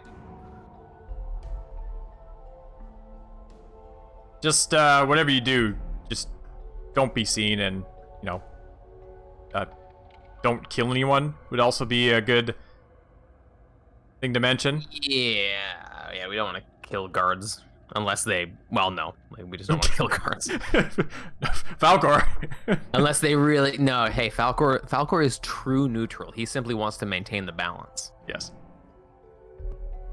A baby is born, a man must die. This is the first time I've played a character that isn't just the cheater's alignment. What? Chaotic neutral? Yeah, chaotic neutral is the cheater's alignment. Yeah, I could do anything. I mean, yeah, basically. That is. I don't think that's the correct way to play chaotic neutral. No, but that's kind of what it is. Kind of. Okay, all right. Well, we need to. Okay, what do we need to prepare in terms of like gear and equipment to do a break and enter? Well, this one here, he points at Steely. Correct me if I'm wrong, but you look like the kind of individual who may be somewhat accustomed to this type of venture. And you guys know profiling. You guys know Steely personally. Profiling right now? Yes. He's also wearing like a burlap sack on his head or I something. mean, I so- imagine Steely Dan is also just like constantly like wringing his hands and going like, Yeah, essentially, yeah. I know a thing or two about picking a lock. LR will produce thieves' tools out of his satchel and say, I am ashamed to admit, but also I have some knowledge in this area. And I have a spell. I can change my appearance. Look like someone else. For Well, a time. excellent. So, No shame in acquisition, Ella. Falcor just had one of those brain light bulb ideas. Cha-ching. So Falcor can wild shape because he's a druid. Falcor could possibly, because these guys are going to be worried about, you know, animals. They don't believe in werewolves, obviously, or they don't tell us to. But if I turn into a wolf and like ran into the town and ran away, that might drag the guards away. That's not a bad idea, especially considering that, you know, one of your party members is about as stealthy as the knight. I'm just saying that's an idea. I'm not saying I want to do it. I'm just saying it's an idea. the only issue with that is you could possibly raise an alarm of the whole town. Oh yeah. Spotlights go on.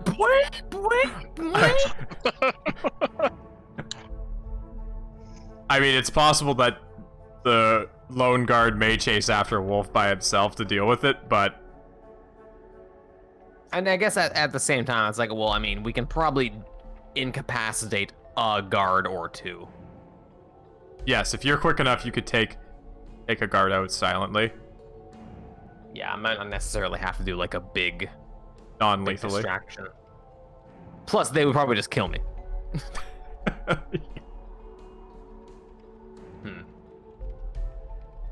A level 3 wild-shaped druid into a wolf? I don't know if they could kill you.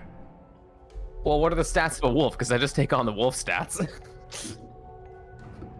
I know the bear I'm gonna turn into is pretty beefy. I don't know about the wolf though. Well, at any rate, okay. So yeah, maybe that's probably not the best idea. But we're hitting this place tonight, aren't we? Yes, the full moon is tomorrow night, so We need to do it tonight. Fuck. I suggest we wait a couple hours to give the Silversteins time to A, stow the silver, and B, go to sleep, because it is almost midnight.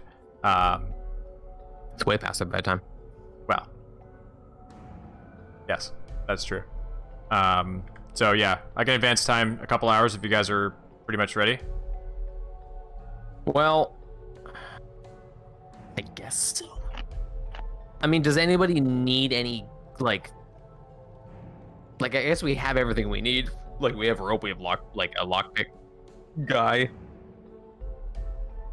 I mean, you're probably not gonna find any like general stores that are open right now. Yep, get your thieves tools. No, yeah, exactly.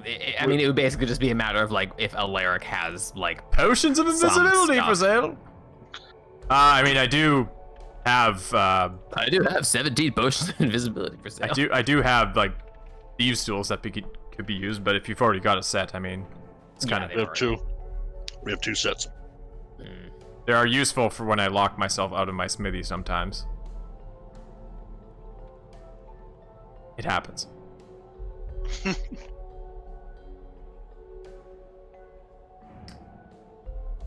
Well, this is gonna be interesting. Oh, it'll Well, I be guess fine. we're just gonna wing it like we always do. yeah, it'll be fine.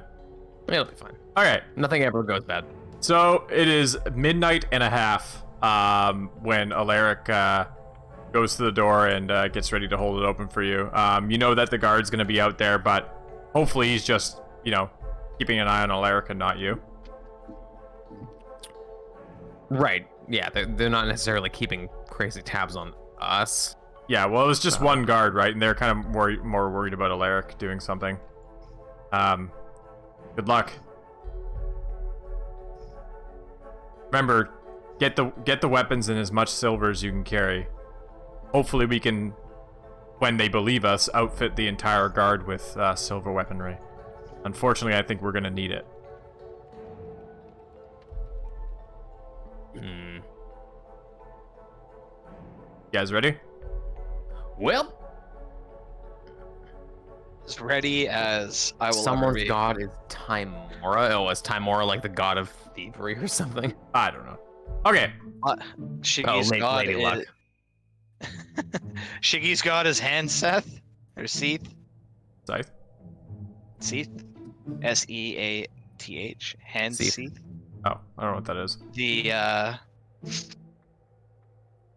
The Dwarven deity of carousing, brewery, and singing.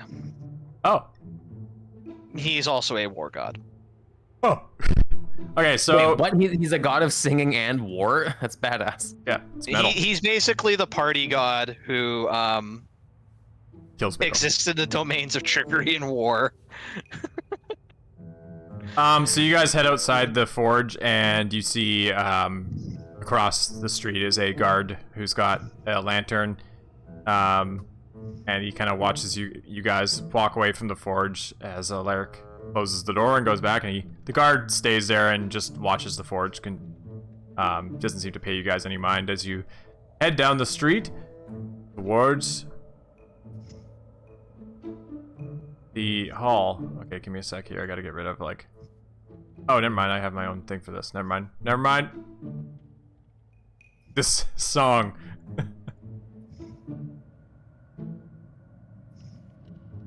So yeah, the streets are pretty well empty, as it's pretty late and everyone's kind of gone to bed. You approach the mining company here, and you can see the glow of a lantern as there's a guard kind of sitting on a box, and he's like rubbing his hands every now and then and like blowing into his hands to keep his hands warm.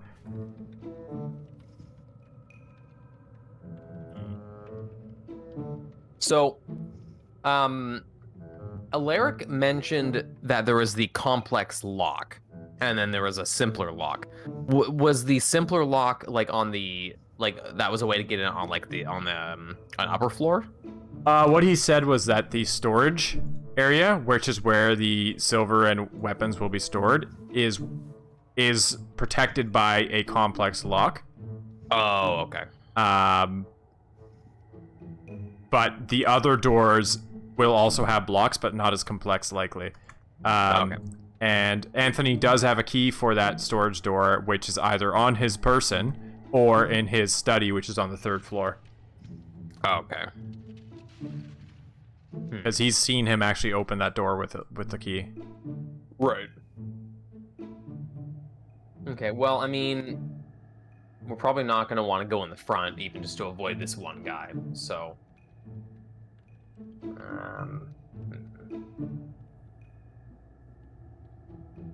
Whatever. Shiggy is going to rely on you guys for this one because he has no stealth ability to speak of. Yeah, Falcor is similarly useless. Oh no, I actually am trained in stealth. All right, never mind. I have a -1 to stealth. Well, you're a druid. You should be stealthy as the night. Is that a thing? Is that racist? I've been I think ganked. that's racist. I've been ganked by so many fucking cat druids. You better be stealthy as the fucking night. Alright, so you guys stand in the street. One thing to note is that the snow is coming down heavier than before. Oh, perfect. It kind of disguises you guys, so like as long as you're not standing in the light, you should be pretty good to like kind of hide anywhere. I just straight up hide. You can straight up hide like wherever you are, yeah. Like Well, even though you can just shadow meld. even though it looks kind of bright right now, and you can see the guard, he can't see you from where you are.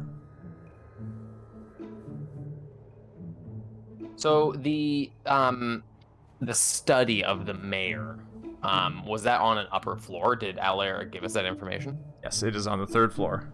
Okay, 3rd floor. So how difficult do you think it would it appear to Falcor to climb up this wall with the aid of a rope? The rope, you would have to attach a grappling hook to it. Does anybody have a grappling hook? Might make a bit of noise. There is a chimney up here you could possibly wrap it around, but it's gonna make a bit of noise throwing it up there. I just have a rope, man. Jason, why didn't you play a fucking bird? The one time. Makes every situation instantly solved. I thought I would do. I play a bird every fucking time unless I play Shiggy. I've been the last like 4 characters I've made were birds. I was like, I'm gonna mix it up a little bit so it's not as stale as it is. And look, here now we need a are. bird. Never. Okay. I'm gonna race change Shiggy. He's gonna drink a Fantasia and he's gonna become a bird. Okay. So LR, as you sneak to the side of that house, you do see the glow of a light around the corner here. Hilariously, my other character is a bird. I know. Shockingly. If only Shiggy had died to the mammoth. LR? Oh my god, I've been fucking muted. How tall is the tree? It's like 20 feet or so. Is there a window nearby to where the tippity-toppity branches are? Is there a window nearby to where the tippity-toppity branches are, you say? There is not. Oh, I forgot to actually do the rest. Oops. It's 11 o'clock, so we'll end it here before you guys get into anything too crazy. Okay. So we have a week to come up with a plan, is what you're saying. I'm sure you guys will be on it. I'm just gonna we're just gonna free climb up the walls. We're gonna come back and Shiggy's gonna mysteriously now be a bird. Yeah. I've been playing this character the whole time. Okay, perfect. Yeah, thanks for watching, guys. Yeah. We'll be back same time next week, Tuesday, with hopefully a successful heist. Goes off without a hitch. Yeah, thanks, Jin, for hanging out, and Radar, if you're still here, Poodle Hats, all you guys. Hey, your local dealer, my local dealer, just in time. Just in time. Catch the end of the stream. Oh no. We're literally signing off. Hey, thanks for popping by, though. Yeah, thank you. You can catch us next Tuesday, 7:30 p.m. PST, if you want to watch it. Yes. Throw us a follow. We got a Discord. Yeah, we got a Discord. Catch us next time. I'll toss the Discord in. That's always fun. If you want to see 4 crazy, well-equipped characters attempt to break into a manor without alerting everyone in the town of their presence, to steal back silver. Yeah. So we can fight werewolves. A hill mountain or dwarven cleric, the peak of stealth, Exactly. wearing chainmail. Literally every step he takes. Oh, you should have like discarded that. He fucking takes it off do and you- throws it into the bush. I mean, do you want to retcon that so that you? yeah. Okay. Yeah, because there's no. he- I mean, since you're not really going to be fighting, and IAC is not the game. It is. We hope we're not going to be fighting, but yes, he will. Yeah, Alaric, I actually was gonna put that. Rob, you're real. I was gonna put that in my notes for Alaric. Hey, local dealer, thanks for the follow. But I Okay, back at 100. back at 100, yeah. Pop down. Well, actually, we're at 99. Sure I am. But yeah, I forgot to put that in my notes. Because I was gonna have him be like, hey, if you're wearing loud armor, perhaps you want to switch. Loud armor. Yeah. Anyway. Oh dear, my AC dropped to 11 taking my chainmail. Yeah, no, or you could switch it for like hide or something like that. He'll provide you with something. But anyway, yeah, we're gonna kill the stream for now. So thanks for watching, guys. We will see you next week. Bye. Thanks, everybody. Bye, I love you. Yay! You didn't roll the credits. Hey.